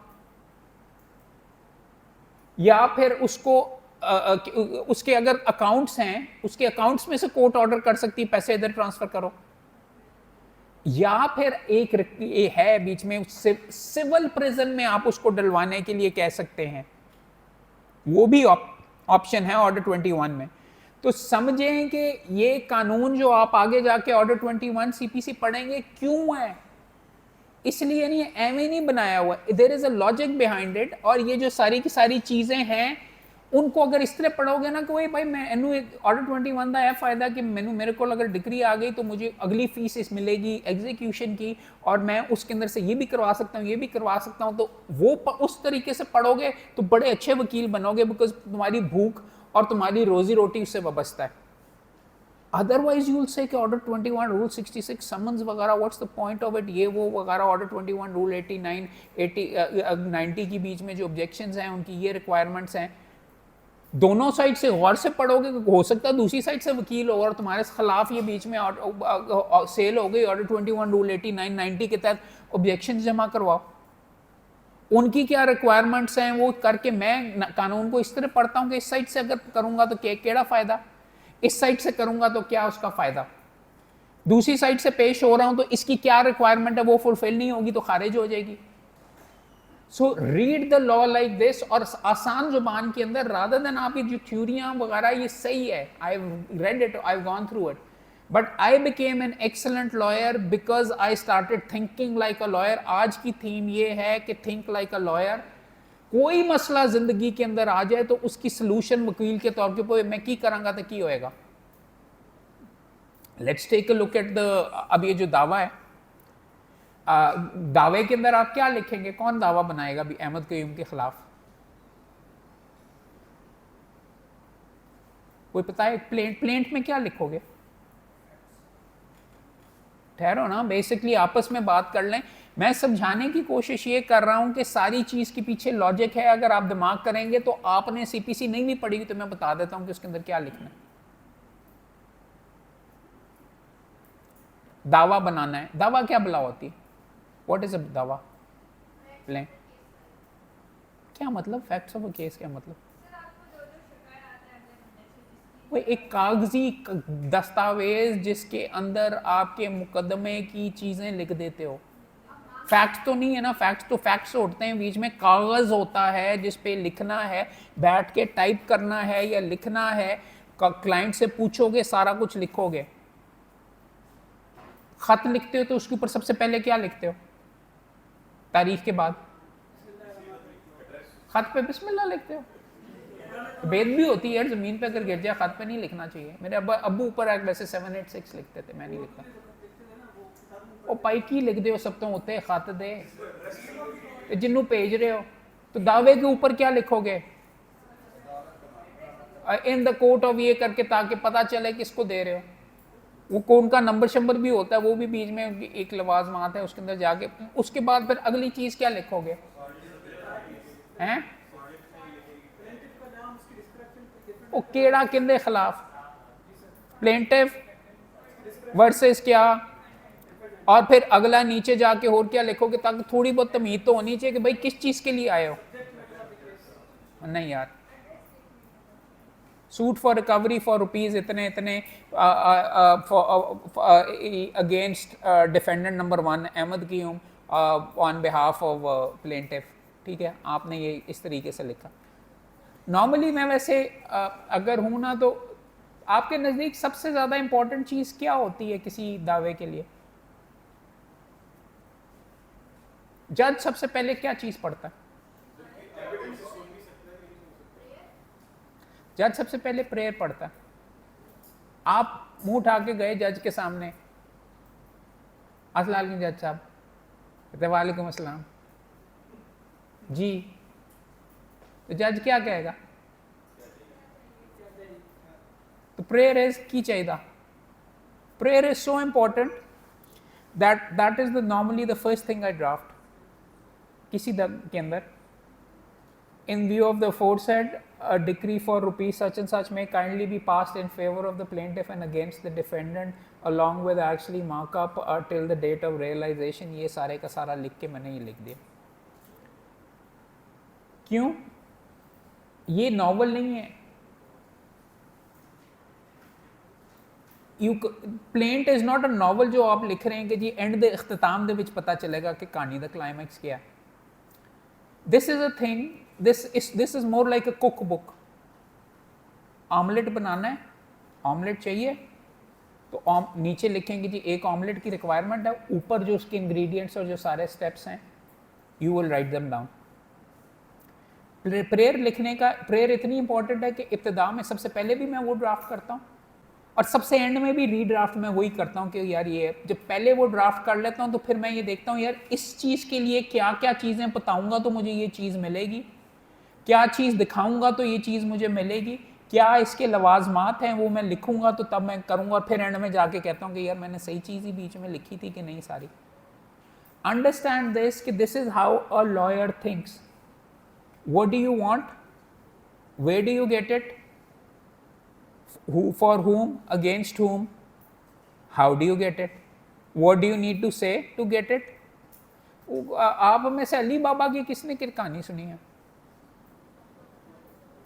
अली बाबा 40 चोर, अलादीन का चिराग अलग कहानी है भाई। हाँ नहीं, मुझे बताएं यार। वैसे आप सारे, वैसे मैं अपने आप को बर्गर कह रहा था, आप सारे ही बर्गर हैं। अब आप देखते ही नहीं हैं। 10 अरेबियन नाइट्स वाले फ्लैला कभी किसी नहीं पढ़ी? अली बाबा और 40 चोर।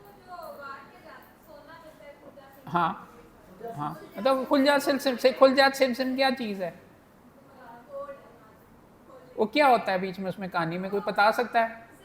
मैडम सुनाएंगे कहानी, खड़ी हो, अगर सुना दीजिए ना, कुछ नहीं होता बीच में। उसमें क्या होता है? चले अंदाजे से बना लीजिए। आदि वकील को चीज़ें याद भी नहीं होती, वो वहाँ पे बैठे बैठे बना देता है।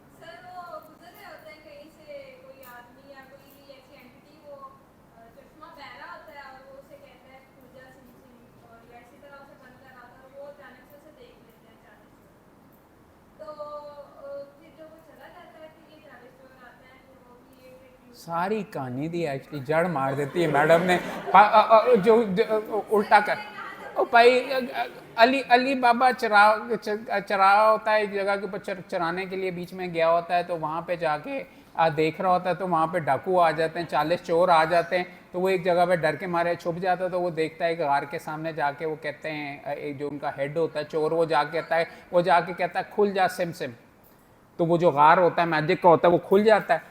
वो अंदर जाते हैं, अपने जवाहरात वगैरह जाके भरा होता है उसके साथ, जो अपने वहाँ पे वो डालते हैं, वहाँ पे छोड़ के वापस चले जाते हैं सारे के सारे ये करके।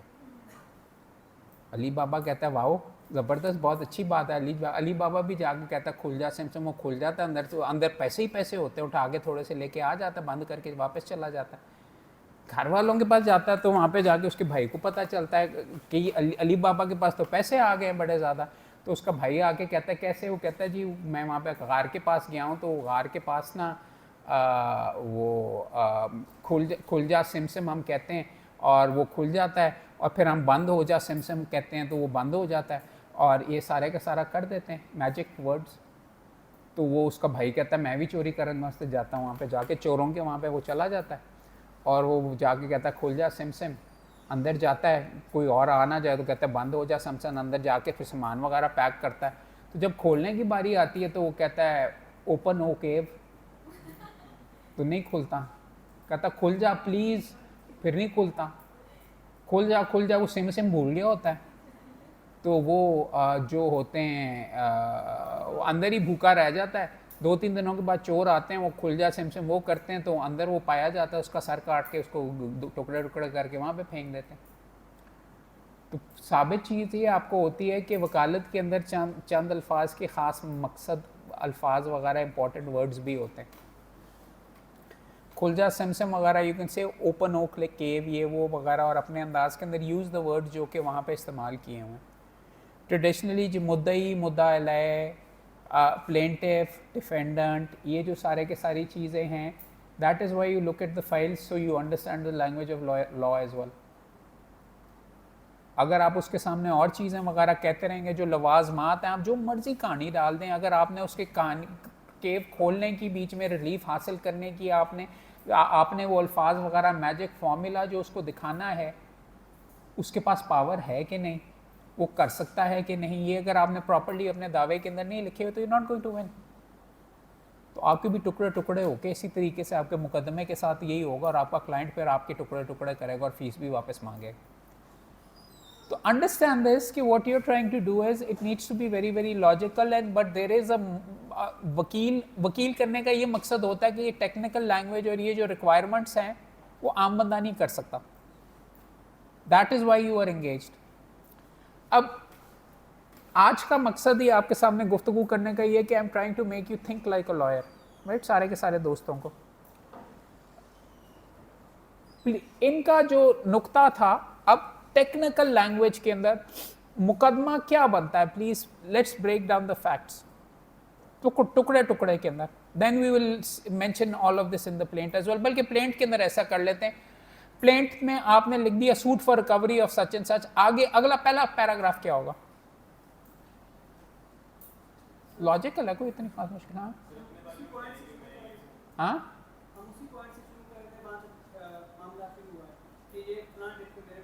नहीं नहीं, और नहीं, पहला पैराग्राफ क्या होगा भाई यार? It's not rocket science.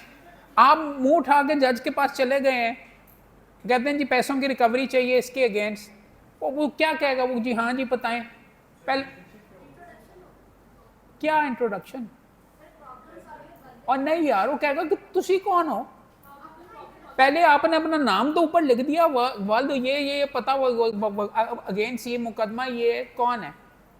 पहले पैराग्राफ में you might want to describe yourself is a citizen of Pakistan actually who has lent money to ये मिस्टर एक्स एंड वाई, और वो कहेगा अच्छा किंदे खिलाफ है, केड़ा है बंदा जरा ये करके डिफेंडेंट नंबर 2 जो कि जिसने मेरे से बीच में ये लिया हुआ था, या अगर वो एक कंपनी है या अगर वो ये है, तो उसके लवाजमात लिखेंगे। फिर आप फैक्ट्स के ऊपर आएंगे। नॉर्मली इनवेरिएबली ये होता है कि पता शता हमने रिक्वायरमेंट सारी पूरी कर ली हुई है। पहला ये है कि हम ये कंपनी है, अगर कंपनी है तो किसके थ्रू साइन कर रहे हैं? ऑथराइजेशन नॉर्मली लिखते हैं कि जी बोर्ड रेजोल्यूशन के जरिए ये बंदा जो साइन कर रहा है उसकी अथॉरिटी है। दूसरा अगेंस्ट जिसके खिलाफ कर रहा है वो कौन पार्टी है और उसके अगेंस्ट क्या है, ये सारी के सारे लवाजमात लिख के पहली अमूमन डिस्क्रिप्शन होती है, ताकि आप look at it, it's very logical. मुंह उठा के आ गए की चाहिए? अच्छा तुसी केड़े है हो? अच्छा किंदे खिलाफ चाहिए? क्यों चाहिए? अच्छा हुन बताओ, दस दता हुन होया की? अच्छा ए होया, अच्छा की होया, कि उसके अंदर अब उसको break it down in pieces for me. Understand this कि ये प्लेन अभी प्लीडिंग आप सीखने से पहले सीख रहे हैं, and you thinking like a lawyer, टुकड़ों टुकड़ों के अंदर क्या, अब बताओ क्या व्हाट हैपेंड, अब बताइए स्टेप बाय स्टेप।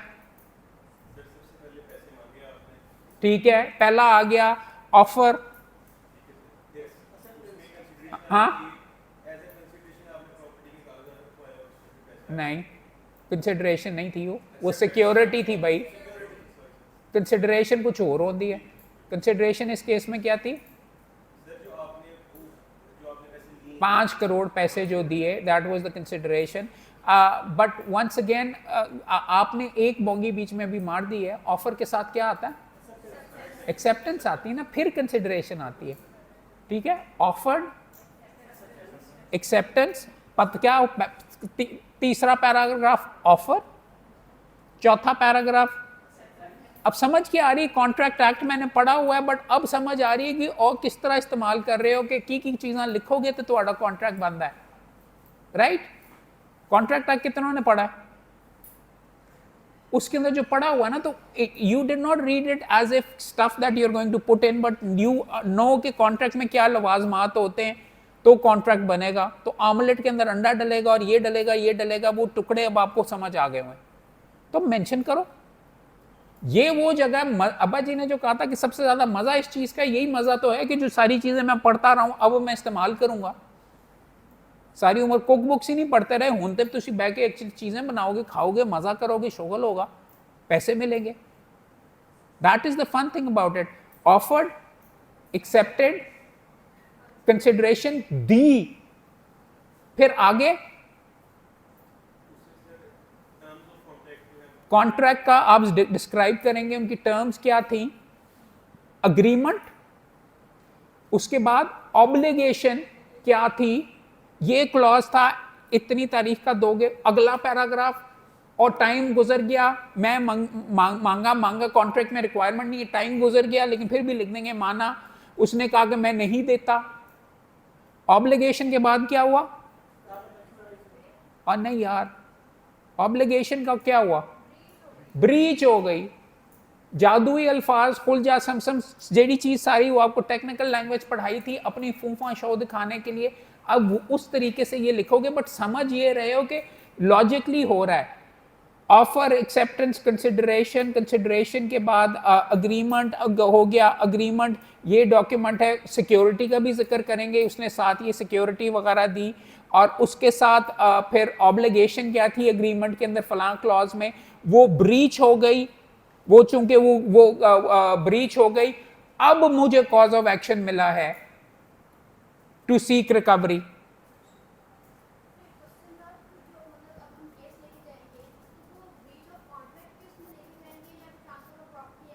और टीपीएस का आपको लगता है बहुत पसंद है, बहुत जोर से आपने पढ़ा हुआ है, और टीपीए का क्या ताल्लुक है इससे? हाँ तो मॉर्गेज, टीपीए में ये लिखा हुआ कि मॉर्गेज की रिक्वायरमेंट्स क्या होती हैं वगैरह, बट ये आप किसी पर से उस कानून के तहत तो नहीं जा रहे ना, आप कॉन्ट्रैक्ट एक्ट के तहत जा रहे हैं। कॉन्ट्रैक्ट एक्ट रिलेशनशिप को रेगुलेट करता है, आप तो जा रहे हैं अपने बीच में सेक्शन 9 के तहत, या फिर आप जा रहे हैं स्पेसिफिक रिलीफ एक्ट के तहत बीच में जाके करेंगे। वो जब आप पढ़ेंगे तो आपको उसके अंदर पता चलेगा। But right now what I am trying to explain to all of you is कि look at the steps, technicalities बाद में आएंगी सारी। ये जो अल्फाज हैं अब इनकी समझ भी आनी शुरू हो गई कि की हो रहा है, किस तरीके ने आगे कैसे करोगे। उसके बाद आ गया कॉज ऑफ एक्शन, कि जी मेरी ये हो गया इस तरीके से, तो जज आपको कहेगा कि अच्छा मैं सुन सकता हूँ ये मामला,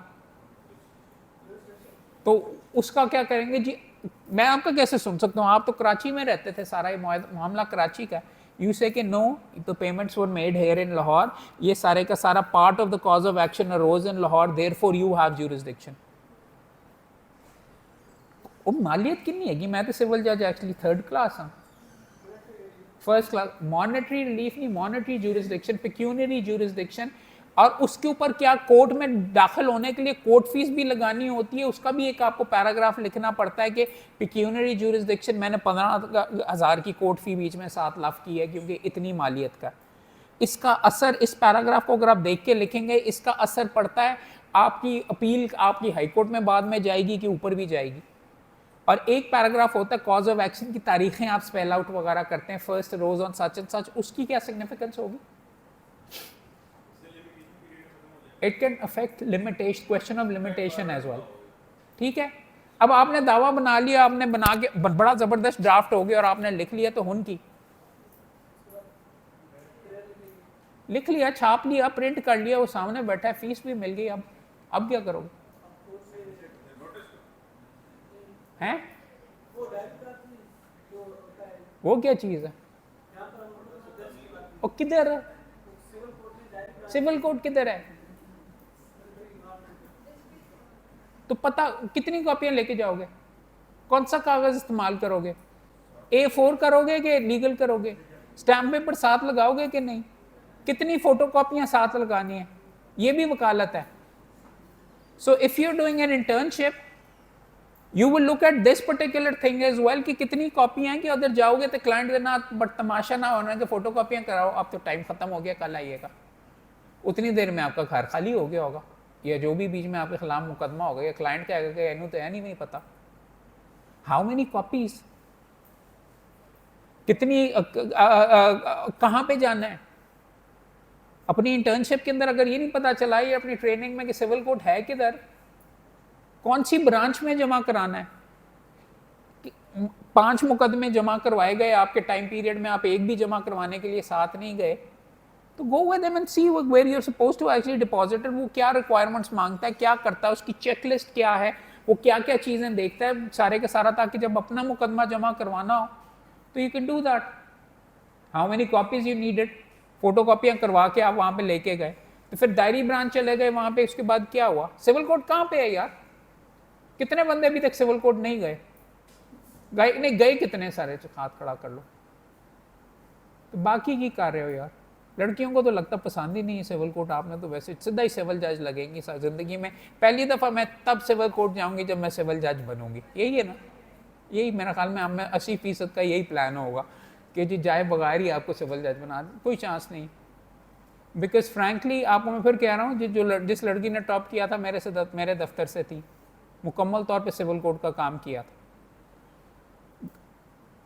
अदरवाइज इट्स नॉट कि घर बैठे हुए हर साल 3,500 बंदे लड़के लड़कियां साल लगा के इम्तिहान में बैठते हैं, पास कितने होते हैं?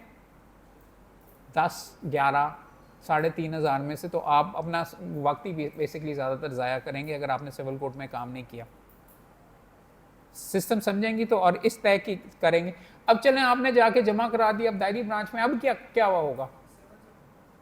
अभी टाइम क्या हुआ यार वैसे? चलें, अच्छा बताएं अब क्या करेंगे? जमा करा दिया, उनकी सम्मन क्या होता है? कौन भेजेगा? तो कोर्ट को खुद ही पता चल जाएगा। आपने नीचे जाके उसको कहा एल है, ये नीचे वाले को डायरी ब्रांच को मैं दायर किया, तो समन ऑटोमेटिकली हो जाएगी। हैं? नाइला का क्या ख्याल और फरद का क्या ख्याल? सीधा समन नहीं, प्रैक्टिस में जाके तो नहीं पता चलेगा, थोड़ा सा दिमाग भी इस्तेमाल कर लेना चाहिए। जज वकील किस लिए किया? अगर जमा ही कराना था फिर मेरा मुंशी जाके कर लेता, आपको करने की क्या जरूरत थी? आप किस लिए हैं? और क्या डायरी ब्रांच के अंदर जज बैठे होते हैं? तो डायरी ब्रांच के अंदर क्या होगा? अगर आपने दायर कर दी, एक स्टाफ ऑफिस के पास जमा करा दी, तो उनकी होएगा थोड़े ख्याल में? फाइल जज के पास भेजी जाएगी। अब जज के पास फाइल चली गई तो अब क्या होगा? अब फिर समन हो जाएगा। अब क्या होगा?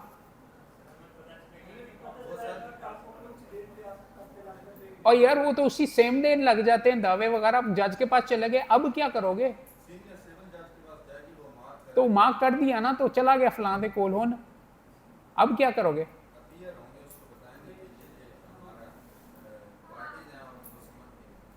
अच्छा वो समन कर लेगा। ये समन से बहुत मोहब्बत है यहाँ पे करके। समन का पूरा नाम क्या है? अच्छा, उसको कहते हैं। तो आप सारों को जिनको समन से मोहब्बत है उनको अपने क्लाइंट का मुकदमा तबाह करने का कितना फीस वापस करनी पड़ेगी कि नहीं? तबाह कर देता बिल्कुल सारा द सारा। तो समन की मोहब्बत से पहले क्या चीज़ करनी चाहिए थी एक अच्छे वकील को? मोहब्बत में मुब्तला होने से पहले थोड़ा सा दिमाग इस्तेमाल कर लो। वो लीगल नोटिस वाले ने पहले बोंगी मारी थी, तो आपकी इस बोंगी का क्या असर पड़ेगा? तो जो वकील होता है वो दो जरा गज आगे भी सोचता कि मैं ए करांगा तो ए होएगा, तो ए करांगा तो ए होएगा, तो की होएगा। समन उसको मिल गया तो अहमद कीम ने फिर वही बोंगी मारनी, वही चलाकी करनी है कि वो मुकदमा जमा हो गया तो मैं फूफी के नाम के ऊपर प्रॉपर्टी ट्रांसफ़र कर लेता हूँ, या मैं ये पकड़ के ये जो सारी की सारी चीज़ें हैं वो मैं कहता था मेरे कागजात चोरी हो गए थे, या ये हो गया था, या वो हो गया था, ये करके। तो क्या चीज़ पहले करानी चाहिए थी आपको? हाँ, तो ये नहीं करना चाहिए था। जो अच्छा वकील है थोड़ा सा दिमाग खोल के थोड़ा सा करता ना, समन के पास सीधा जाके नहीं बैठ जाता कैसी हो, क्या हाल चाल है तुम्हारा, जाके दूसरी पार्टी को आगाह करने से पहले। देखो वकालत के अंदर ना आप में से लूडो कितनों को खेलनी आती है? वो हो सारे लूडो चैंपियन है।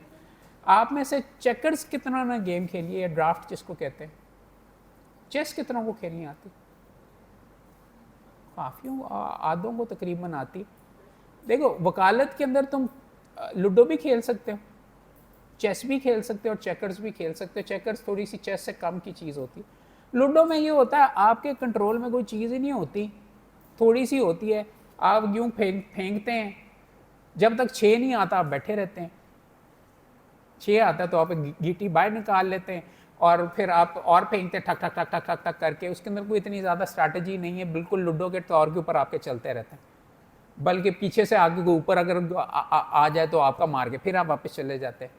7-11 की एप्लीकेशन जमा करा के किसी ने डिसमिस करवा लिया दावा, तो तुसी विल है फिर शुरू द पिच। तो आप लूडो भी सारी उम्र खेल सकते हैं, बट दुनिया के अंदर एक्चुअली फिर then there is a game called chess या ड्राफ्ट, जिसके अंदर थोड़ा बहुत स्किल आ जाता है। आपकी डायगनली चलते हैं शतरंज के तौर के ऊपर ये, लेकिन सारे पीसेस एक ही तरीके से चलते हैं। एंगल के ऊपर क्वीन बनते हैं फिर और एक ही डायरेक्शन में चलते हैं। शतरंज के अंदर हर पीस अलग-अलग चलता है।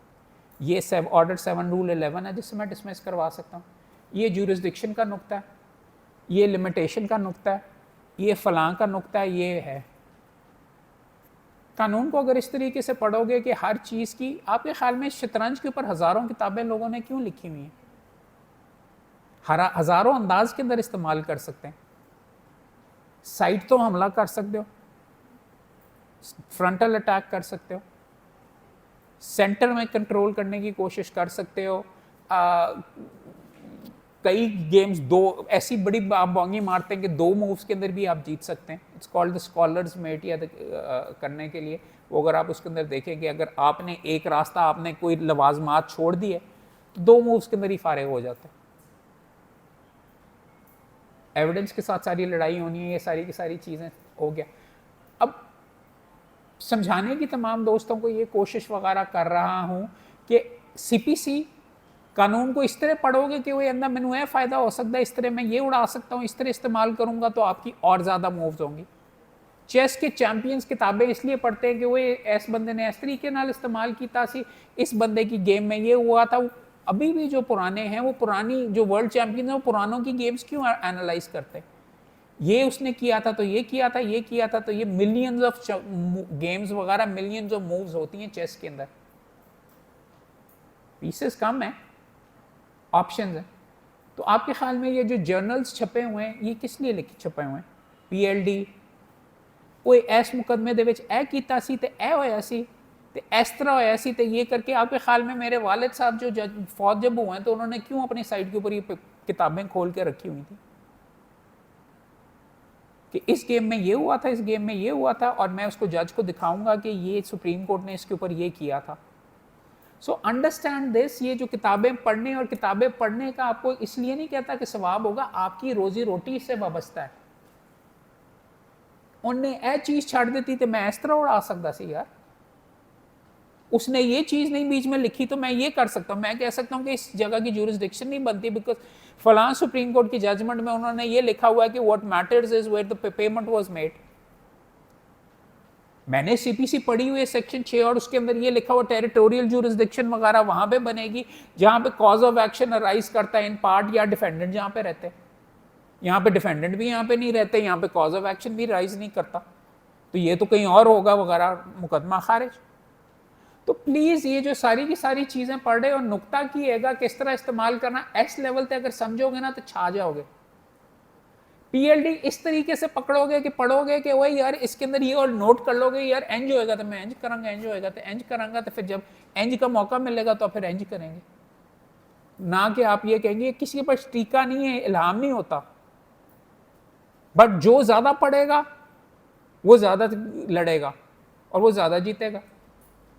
अच्छा ये बताइए कि आपने वो जो दावा तैयार की है वो मेरा दावा तैयार करके जमा करा दिया था, और डॉक्यूमेंट्स और अच्छा मुझे ये बताओ तुमने दावा जमा करा दिया, सारे डॉक्यूमेंट साथ लगा दिए, तो जज ये क्यों नहीं करता पहली तारीख के ऊपर कि हाँ यार 100% है, चलो ठीक है, 5.5 करोड़ की मैंने डिग्री पास कर दी आपके फेवर में। क्यों? सही है, डॉक्यूमेंट्स उसने 7 लगाए हुए हैं, बीच में उसने 5 करोड़ दिए हैं, 5.5 करोड़ उसने नहीं दिए, तो जज नो की पाई हुई एक दूसरी पार्टी ने सीधा सीधा कहो अहमद क्यों 5.5 करोड़ रुपए दो, ऑर्डर कर दे पहली तारीख पे हैं। एक ही चीज होती ऑर्डर, क्यों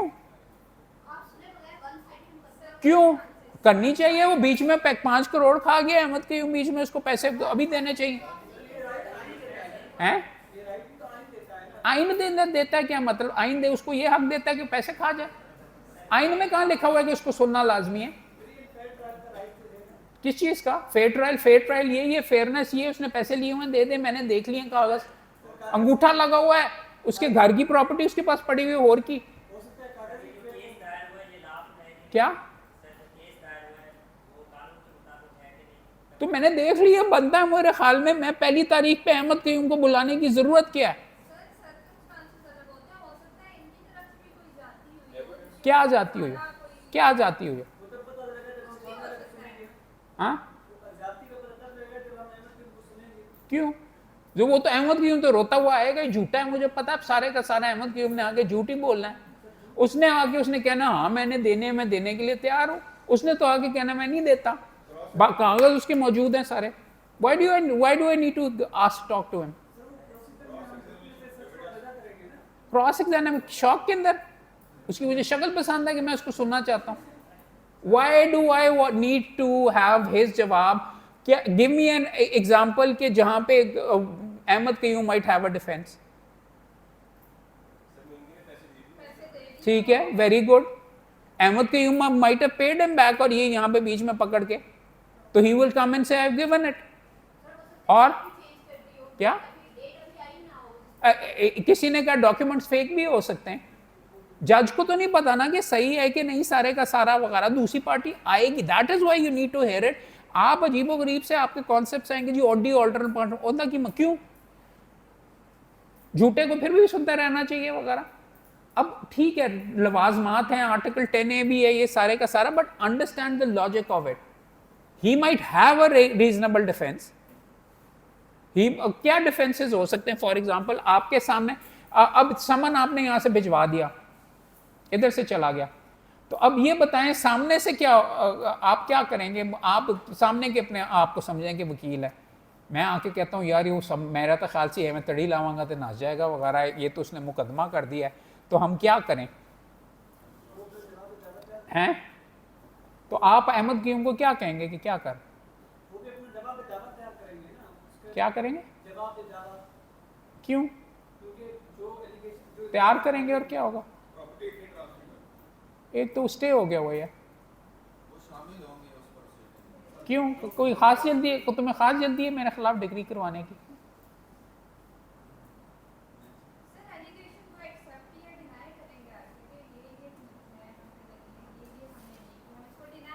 वकालत क्यों? आपको कोई खास जल्दी है मेरे खिलाफ डिग्री कराने की? हैं कैसे? हाँ सही है, कैसे? बिकॉज मेरे इंटरेस्ट में डिले करेंगे। बिकॉज एक यहाँ पे आम बंदों का और स्टूडेंट्स का भी बहुत स्टूपिड एक्चुअली कमेंट होता है ये सारे कि जी सारे मिलके इंसाफ हासिल करना चाहिए, सारियों को मिलकर क्यों इंसाफ हासिल करना चाहिए। अगर किसी का घर के ऊपर कह रहा है कि ये खाली करके दो, ये मेरी प्रॉपर्टी है, खाली करके दो, तो इंसाफ का मतलब तो आपको जल्दी होनी चाहिए कि आपका क्लाइंट खाली करके उसको बीच में वापस प्रॉपर्टी दे दे। आप अगर डिफेंडेंट के वकील हैं आप तो कहेंगे अगले 10 साल तक मेरे पास रहे, या अगर अहमद क़य्यूम से वो पैसे ले रहे हैं तो आप चाहेंगे कि जल्द से जल्द अहमद क़य्यूम के खिलाफ 5 करोड़ 15 की अगर केस है कि आप करेंगे कि हत्तुल इम्कान के अगले 10 साल तक ना हो, दूसरी पार्टी की चीखें निकलें तो वो 3 करोड़ के अंदर सेटल कर ले। रियल लाइफ के अंदर one thing you need to understand is कि अगर मैं कुछ नहीं करूंगा तो उसका क्या असर होगा। अगर मैं तामील ही अवॉइड करूं, जो करते हैं लोग, 3,000 रुपए दे दिए कि जी वो जाके समन ना जमा करवाना कि जी अहमद क़य्यूम को पता लगा है कि नहीं, फिर समन आएंगे, फिर अखबार इश्तेहार होंगे, दूसरी पार्टी का खर्चा होगा, कहेगा 5 करोड़ रुपए मेरे पहले ऑलरेडी बीच में लग गए हो, तुम मैंने कह रहे हो 25,000 रुपए मैं अखबार से इश्तेहार के दूँ, 7,000 रुपए। बेहतर है कि मैं अहमद क़य्यूम से जाके कहता हूँ यार मेरी 3 करोड़ ही वापस कर दे। अब चलें ठीक है, सुबह अखबार इश्तेहार होने लगा है और एक तरफा कार्रवाई, और यू नीड टू सी के सीपीसी को what is the option of me doing this or not doing anything at all. एक वकील हर ऑप्शन को देखता है।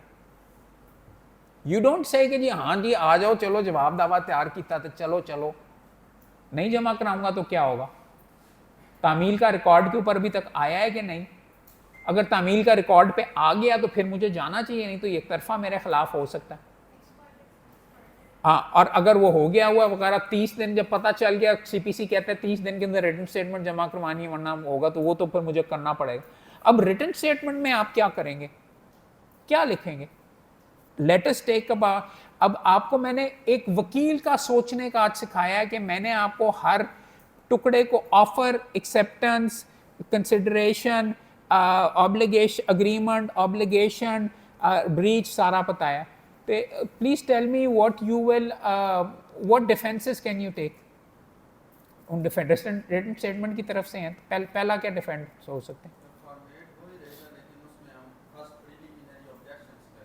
ओ भाई की मैं फॉर्मेट तो नहीं पूछ रहा, मैं कह रहा डिफेंस की होएगा कि मैं तुहानू पूछ रहा कि तस्वीर किस तरीके की बनाओगे, की है चेन बना दी ना, ठक ठक ठक ठक ठक, ये सारी चेन का एक भी अगर आप चीज तोड़ देंगे तो it's no longer a chain, he will not get relief. So what is his case? You can actually just start by saying कि जी इस वजह से मैंने नहीं देना, but a good lawyer actually thinks on different levels. Chain का पहला क्या था? Identity of parties. भाई और मैनू तो दिती नहीं सी है, तो मेरी कंपनी ने दिती सी, तुम मेरे ते क्यों मुकदमा कर दे कि ह्यूमन एसोसिएट्स प्राइवेट लिमिटेड को इसने दिया था।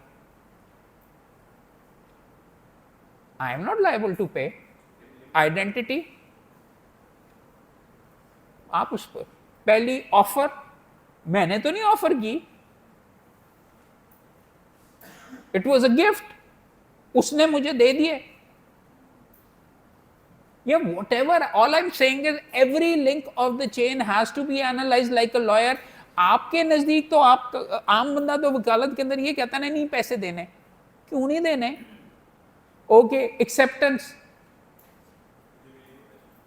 नहीं, वो तो कंसिडरेशन के अंदर पेमेंट के ऊपर कि मुझे पैसे नहीं मिले, मैंने तो एक्सेप्ट अभी किया ही नहीं था, अभी इट वाज अंडर नेगोशिएशन, उसने मेरे वहां पे बीच में ट्रांसफर कर दिए, ये हो गया वो हो गया।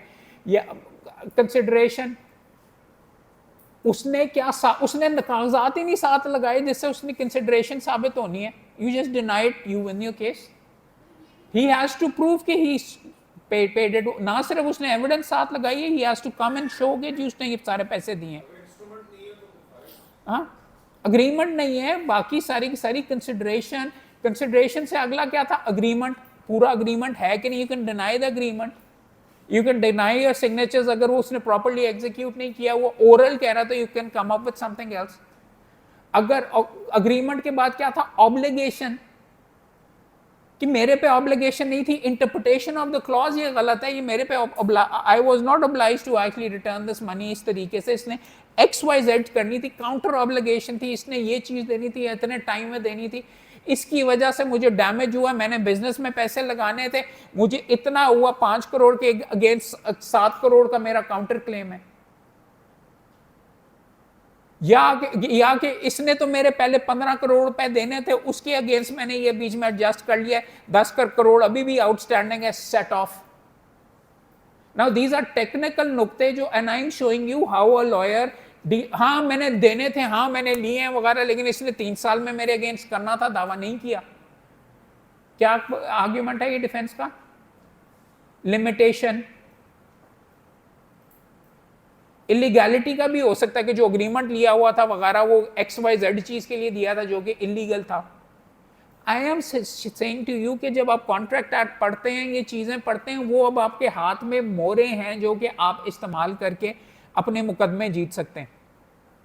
Always approach the law like this and you will be the master of it.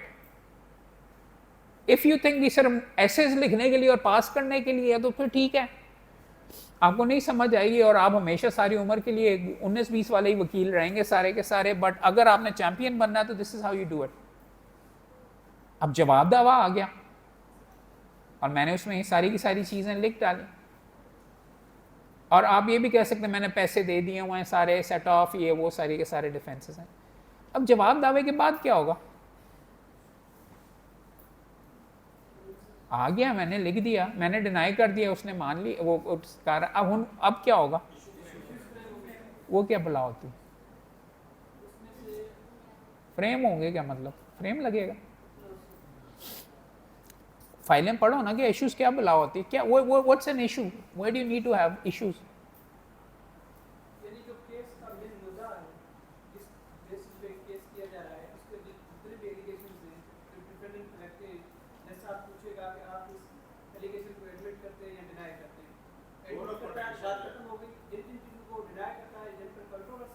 ऐसी चीज पूछी तो कभी भी नहीं जाती, notice to admit and deny वगैरह पार्टीज देते हैं, अमूमन नहीं देते वगैरह, रिटन स्टेटमेंट वगैरह देख के ही इश्यूज फ्रेम कर लिए जाते हैं कि जिन चीज़ों के ऊपर दोनों का पार्टीज का इख्तलाफ है। तो ये कि ये मसलन इसमें कोई मुझे इश्यूज बताएं, क्या फ्रेम करेंगे आप इस केस में? कोई बता? क्या ये तो पहला होगा ना, whether a decree is liable to be pass in favour of the plaintiff and against the defendant for payment of rupees for rupees 5 crore 10 lakh rupees OPP। OPP का की मतलब होगा onus on proof on plaintiff, के plaintiff अपने evidence के जरिए अपनी कहानी साबित करेगा, OPP, onus to prove on plaintiff. और अगर दूसरी पार्टी ने करना हो कि ये टाइम बार है, मैं कह रहा हूं ये टाइम बार है, मैंने नहीं देना, तो OPD लिख दिया जाएगा, यानी onus to prove on defendant. ये क्या बला करने, क्यों, क्या जरूरत है, क्यों किया, इश्यूज क्यों फ्रेम किए जाते हैं? ताकि पार्टीज को पता चले भाई साबित क्या करना है। जज नुक्ते को फोकस करके कि पैसे इन्हें देने हैं कि नहीं है साबित करे, वो कहता है कि लिमिटेशन है तो वो साबित करे, ताकि दोनों पार्टीज को पता हो कि वो जो अपना एविडेंस वगैरह देंगे उसके जरिए कैसे और क्या साबित करना। समझ आई? देखो CPC अभी तक हमने नहीं पढ़ी, बट CPC है। यू आर अंडरस्टैंडिंग कि क्यों क्यों क्यों सारी चीजें हो रही हैं, उनकी प्रोविजंस किस लिए चलेंगे। अब इश्यूज फ्रेम हो गए, होने क्यों होएगा? अब क्या होगा? सुबह एविडेंस शुरू हो रही है, आप प्लेंटिफ के वकील हैं, अब क्या होगा? प्लीज, हाँ, एविडेंस क्या भला होती है? एविडेंस डॉक्यूमेंट्स होते हैं और ओरल एविडेंस भी होती है, लोगों के बयानात। अहमद क़य्यूम ने डिफेंस ये लिया कि ये तो मुआहदा मैंने एग्जीक्यूट नहीं किया, मेरे दस्तखत नहीं है, तो वो कैसे साबित किया जाएगा कि ये मुआहदा एग्जीक्यूट हुआ था? एविडेंस के मुआहदे के 2 गवाह होंगे कानून शहादत के मुताबिक, और एक वो खुद होगा, जिसने तहरीर किया होगा वो भी शायद हो, स्क्राइब जिसे कहते हैं, या जिससे आपने स्टैम्प पेपर लिया है वो भी शायद हो। उन आप 6 बंदों को ला के कहेंगे कि हाँ जी मैंने स्टैम्प पेपर इशू किया था इस ट्रांजैक्शन के लिए, हाँ जी मैंने ये मुआहदा बनाया था अहमद क़य्यूम के कहने के ऊपर, ये बीच में बना था। अगला वाला बंदा आके ये कहेगा कि जी हाँ जी मुआहदा जो एग्जीक्यूट हुआ था हमने ये मेरे दस्तखत हैं डॉक्यूमेंट के ऊपर, यहाँ पे ये मेरा है। प्लेंटिफ खुद आके कहेगा ये मेरे दस्तखत हैं, जज मार्क करेगा PW1 है, प्लेंटिफ खुद नीचे लिखेगा एग्जिबिट P1 कि ये वो अपने दस्तखत को खुद मानता है। दूसरा डिफेंडेंट आएगा एज प्लेंटिफ विटनेस 2 PW2, वो कहेगा कि ये मेरे दस्तखत हैं, तो वही कहेगा ये वाला हो गया। और तीसरा जो दूसरा विटनेस था वो आके PW3 के तौर के ऊपर आएगा। तो 3 बंदों ने आके कह दिया, तो अहमद क़य्यूम का ये कहना वो मेरे दस्तखत नहीं है। दस्तखत आप कंपेयर भी करवा सकते हैं, ये अंगूठा वगैरह वगैरह अगर मैंने दूसरे तरह किए हैं तो मुआहदा इस तरह साबित हो जाए। कानून शहादत आप इसलिए नहीं पढ़ रहे कि उसके पर्चे में आपने पास होना है। कानून शहादत में भी मूव्स मौजूद हैं कि जिनको इस्तेमाल करके, अगर मुआहदा रिकॉर्ड पे आया ही नहीं, मैंने आने नहीं दिया, आपको इतना नहीं पता था कि ओरिजिनल मुआहदा लाना है या विटनेसेस को लेके आना, मुआहदा साबित नहीं हुआ, तो यू लूज योर केस कानून शहादत का। और अगर आपका if you manage to prove your agreement, consideration आपने नहीं साबित की, मुआहदा साबित हो गया लेकिन पैसे की अदायगी साबित नहीं हो रही अहमद क़य्यूम को, अहमद क़य्यूम कहता मुझे नहीं मिली, you still lose your case. उस एलिमेंट को कैसे साबित करना है, उसके लिए बैंक की स्टेटमेंट्स, बैंक के थ्रू किस ट्रांजैक्शन से किया, किस तरीके से अदा किए, आपके विटनेसेस को कहना पड़ेगा कि कैश वहाँ पे पेमेंट हुई कि इस तरीके से मेरे सामने हुआ, ये हुआ, वो सारे का सारा करना पड़ेगा। So this is why you need evidence, because सच और झूठ जांचते उधर नहीं मौजूद था ना यार। The quality of your evidence कानून शहादत के मुताबिक उसको इस्तेमाल करके कुछ आपने एविडेंस आने देना, कुछ नहीं आने देना। अगर if you were stupid enough to think के फोटोकॉपी ला देती है, विटनेस लाने की जरूरत नहीं है, असली डॉक्यूमेंट है, यू विल लूज। जी डिपेंड करता बैंक की ट्रांजैक्शन किस अकाउंट में गई है, उसके नाम के ऊपर गई है। बैंकर्स बुक एविडेंस एक्ट अगर आप गौर से पढ़ें, कानून मौजूद है, उसमें लिखा है अगर बैंक एक स्टेटमेंट को सर्टिफाई कर देता है, 2 स्टेटमेंट्स होनी चाहिए, आपके अकाउंट से जा रहे हैं, ये कैसे साबित होता है कि उसके अकाउंट में गए उस, हाँ वो ठीक है ना, तो वो यही होगा। अगर आके आपका बंदा अगर इस्टेब्लिश कर देता है तो यार वंस अगेन इट मैटर्स कि उसके अकाउंट के अंदर गए हैं कि नहीं, आपको दिखाना पड़ेगा कि उसके वहाँ तक बीच में पहुँचे हैं।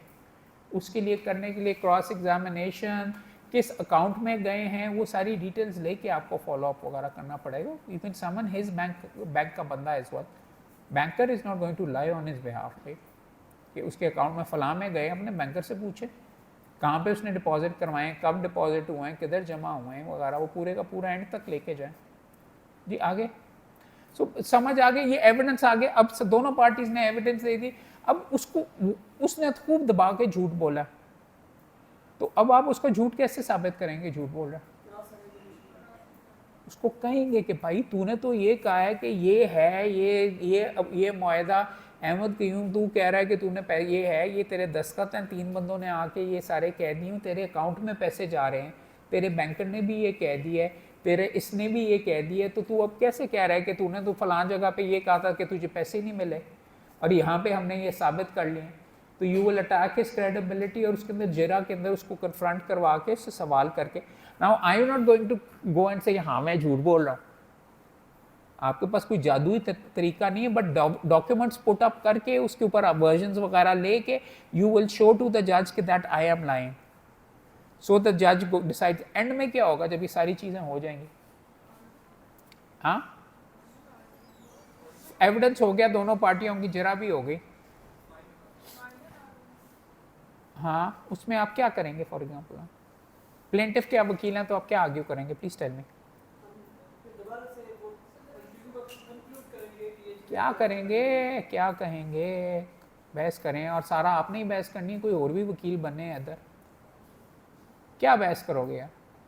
तुम बताओ, आंसर बताओ।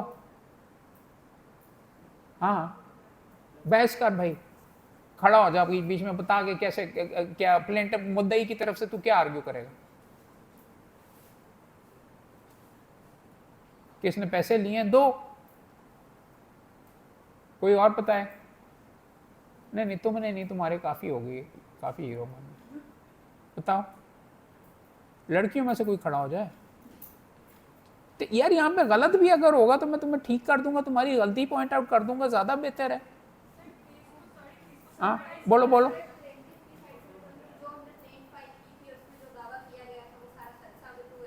कैसे साबित हुआ? कैसे?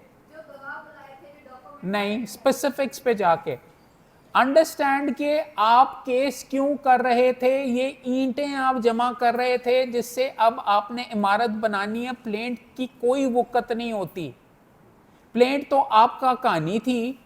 कहानी में ईंटें आपने यहां से जमा करवाई। आप कहेंगे जज साहब हमारा दावा था ये जो आपके सामने जमा करवाया फॉर रिकवरी ऑफ 5 करोड़, ये इस मुआहदे के रूह से, इस मुआहदे को डिफेंडेंट ने डिनाई किया है।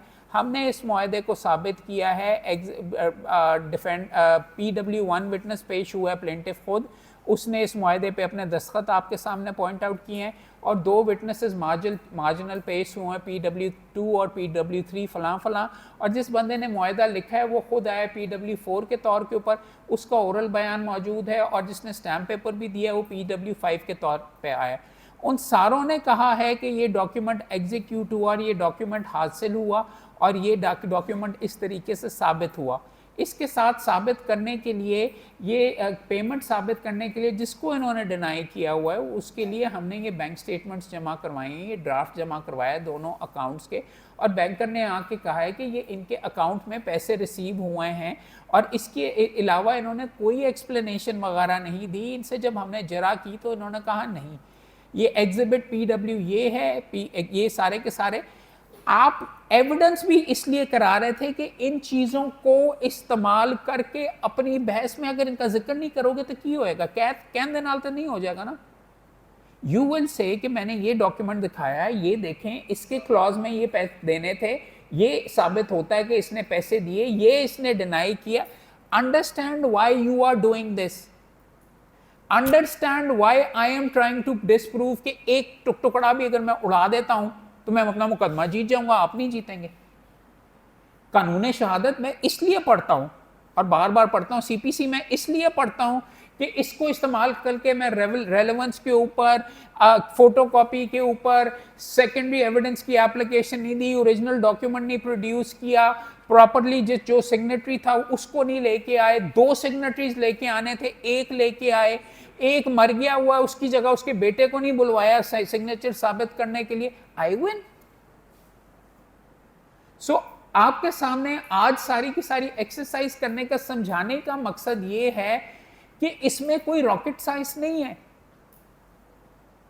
थोड़ा सा दिमाग खोलोगे और फिर जब ये चीजें पढ़ोगे ना QSO, कि मुझे फायदा होगा, मेरे बच्चों की रोजी रोटी इससे वाबस्ता, और इस चीज से QSO चौर से पढ़ने का मैंने ये फायदा है कि मेरा बच्चा अच्छे स्कूल में पढ़ेगा कि नहीं, मुझे घर से बीच में ताने मिलेंगे कि नहीं कि मैं कमा के नहीं लाता, मैं अच्छे अंदाज में कमा सकता हूं कि नहीं, कि मैं एक बोंगी मैंने बीच में मारी, मैंने विटनेस नहीं प्रोड्यूस किया, उसके बाद मेरी रेपुटेशन ही तबाह हो गई। 2 विटनेसेस मैंने प्रोड्यूस करने थे, मैंने तो QSO पढ़ा ही नहीं हुआ था और मैं हार गया और मेरी वो गंदी हुई, मेरे से क्लाइंट भी पैसे वापस मांग रहा, मैं क्या करूं।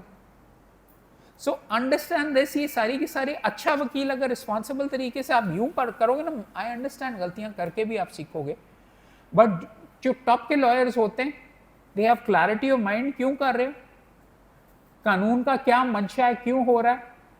वो ये नहीं, सोशल कॉन्ट्रैक्ट के लेवल पे वो नहीं समझते, वो इस लेवल के ऊपर समझते हैं कि ये इसका मतलब है, नहीं तो लोग ही आपस में लड़ेंगे थे। और मैं आपके सामने I can talk on a very sophisticated level, I am an Oxford graduate, 172, I can इससे ज़्यादा sophisticated, I have read Rousseau, I have read ये सारे के सारे all of these things as well.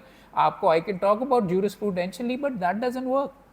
ये बात ये है कि आपने गुफ्तगू आम फैन, आपके सामने मैं अंग्रेजी में भी ये मैं करके जा सकता था यहाँ से, बट मेरा आज आप सारे तमाम दोस्तों के सामने मकसद ये था कि आपका मैं दिमाग और आंखें खोलूं कि कानून आप पढ़ क्यों रहे हो, जना के आप बीच में दुनिया के अब बदलने के लिए आप आ रहे हो और आप चैंपियन वकील बनने के लिए आ रहे हो, माठे 2 नंबरी के लिए नहीं आ रहे। 2 नंबर आसपास भरे हुए हैं, मगर आपने अपनी ईमानदारी से आपने इस जगह पे सुरखरू होना है। शेरों का आपने बैठना, प्लीज बैठ जाओ। आप शेरों का प्रोफेशन है, इसको अच्छे अंदाज में लेके जाओगे। मैं फिर कह रहा हूं, सिर्फ ये काम करने से आप बीच में सुरखरू हो जाओगे भाई, जन्नती हो। इससे जबरदस्त प्रोफेशन क्या हो सकता है? बैंकर की जन्नत जाएगा सीधा सीधा, जा भी सकता है। बट वकालत के अंदर अगर किसी को, अल्लाह का अल वकील अल्लाह का एक नाम है, और किसी मस्कीन की अगर आप बात करके अगर आप उसको जितवा रहे हो, तो आपसे जबरदस्त कोई बंदा नहीं है इस दुनिया के अंदर। और अगर आप किसी के साथ ज्यादती कर रहे हो, किसी की जमीन पे कब्जा कर रहे हो अगर इसके ऊपर करके, तो आप लानती हो और आप जहन्नमी हो। सख्त वर्ड वगैरह नहीं बोलना चाहिए, बट मगर आपके आसपास आपको बेशुमार इस तरीके से नजर आएंगे। उसका ये मतलब नहीं है कि आप अपने आप को मुकम्मल तौर के ऊपर बेच डालो और आप अपने बारे में ये कर लो, अपना 2 नंबर वो करो, ये करो। बंदे ने, हर बंदा अपना जवाब दे होगा। अल्लाह मियाँ में आप करते हो, रिलीजियस हो कि नहीं, बिलीव करते हो नहीं करते वगैरह, वो आपका बीच में मामला करके, मगर अपना चेहरा आपने at the end of the day खुद देखना है। और ये चीज़ सबसे इंपॉर्टेंट चीज़ है आपकी ज़िंदगी के अंदर। आपकी ज़िंदगी का कोई मकसद होना चाहिए। आपने दूसरों को अच्छे तरीके से पढ़ाया, आपके सामने बैठा हूँ, आपने दूसरों को सही तरीके से सिखाया, और आपने खुद किसी को हक दिलाया, तो यही आपकी सबसे बड़ा पन होता है। और जिस प्रोफेशन के अंदर आप जा रहे हो, मेरी दुआ यही है कि आप सारे यहाँ पे इस साइड के ऊपर भी बैठे हो।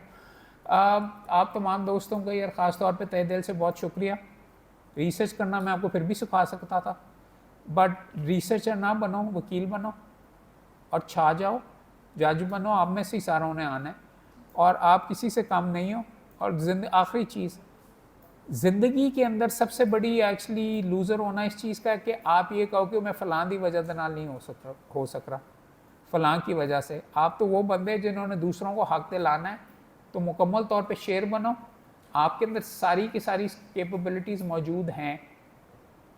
इस स्टेज के ऊपर अगर आप अपने आप को लाइटली हल्का लोगे और ज़ाया करोगे, बाद में जाके यार बहुत वज़न आ जाना, शादी हो जानी है, बच्चे आ जाने, ये हो जाना है, वो हो जाना, घर वाले काम करने देते हैं नहीं देते, वज़न जब दूसरा होगा तो चीखें निकल जाएंगी। और आप लिटरली 2 मिनट के अंदर, मैंने बेशुमार लोग देखे हैं जो टूट जाते हैं। मेरे दोस्त वकील हैं जिन्होंने ख़ुदकुशी वगैरह भी की है, जब उनकी बीच में लीगल एडवाइजरी ख़त्म हुई है। 172 और इश्यूज़ हैं जो बड़े अच्छे वकील हो सकते थे, बट वो सीरियस ही नहीं कभी रहे, गप्पे ही लगाते रहे और ही हा वगैरह। ठीक है, जितने अच्छे हो सकते थे, बट फिर से आखिर में कह रहा हूँ कि आप एक दफ़ा जीतते। हमारा वो हिंदुओं वाला सिलसिला नहीं है कि दोबारा आएंगे, दोबारा मौका मिलेगा। No, you live once. उसका जवाब वगैरह देना है तो दबा के करो, खुल के करो, खुल के जियो, छा जाओ हर जगह के ऊपर, और अपना करो, एंजॉय करो, मज़ा भी करो ज़िंदगी के अंदर। बट ये काम बहुत सीरियस काम है, इसको सही तरीके से करोगे तो ये आपको बहुत सक्सेसफुल करेगा। मेरे लिए ऑनर है आप तमाम दोस्तों को यहाँ पे लेक्चर देना। आपको बुलवाना भी मेरे लिए बहुत बड़ा पन है कि आप बुलवा लेते हैं, और आपके लिए भी बहुत बड़ा ऑनर है कि आपने मुझे सुना। चलो छा जाओ यार, जीते रहो।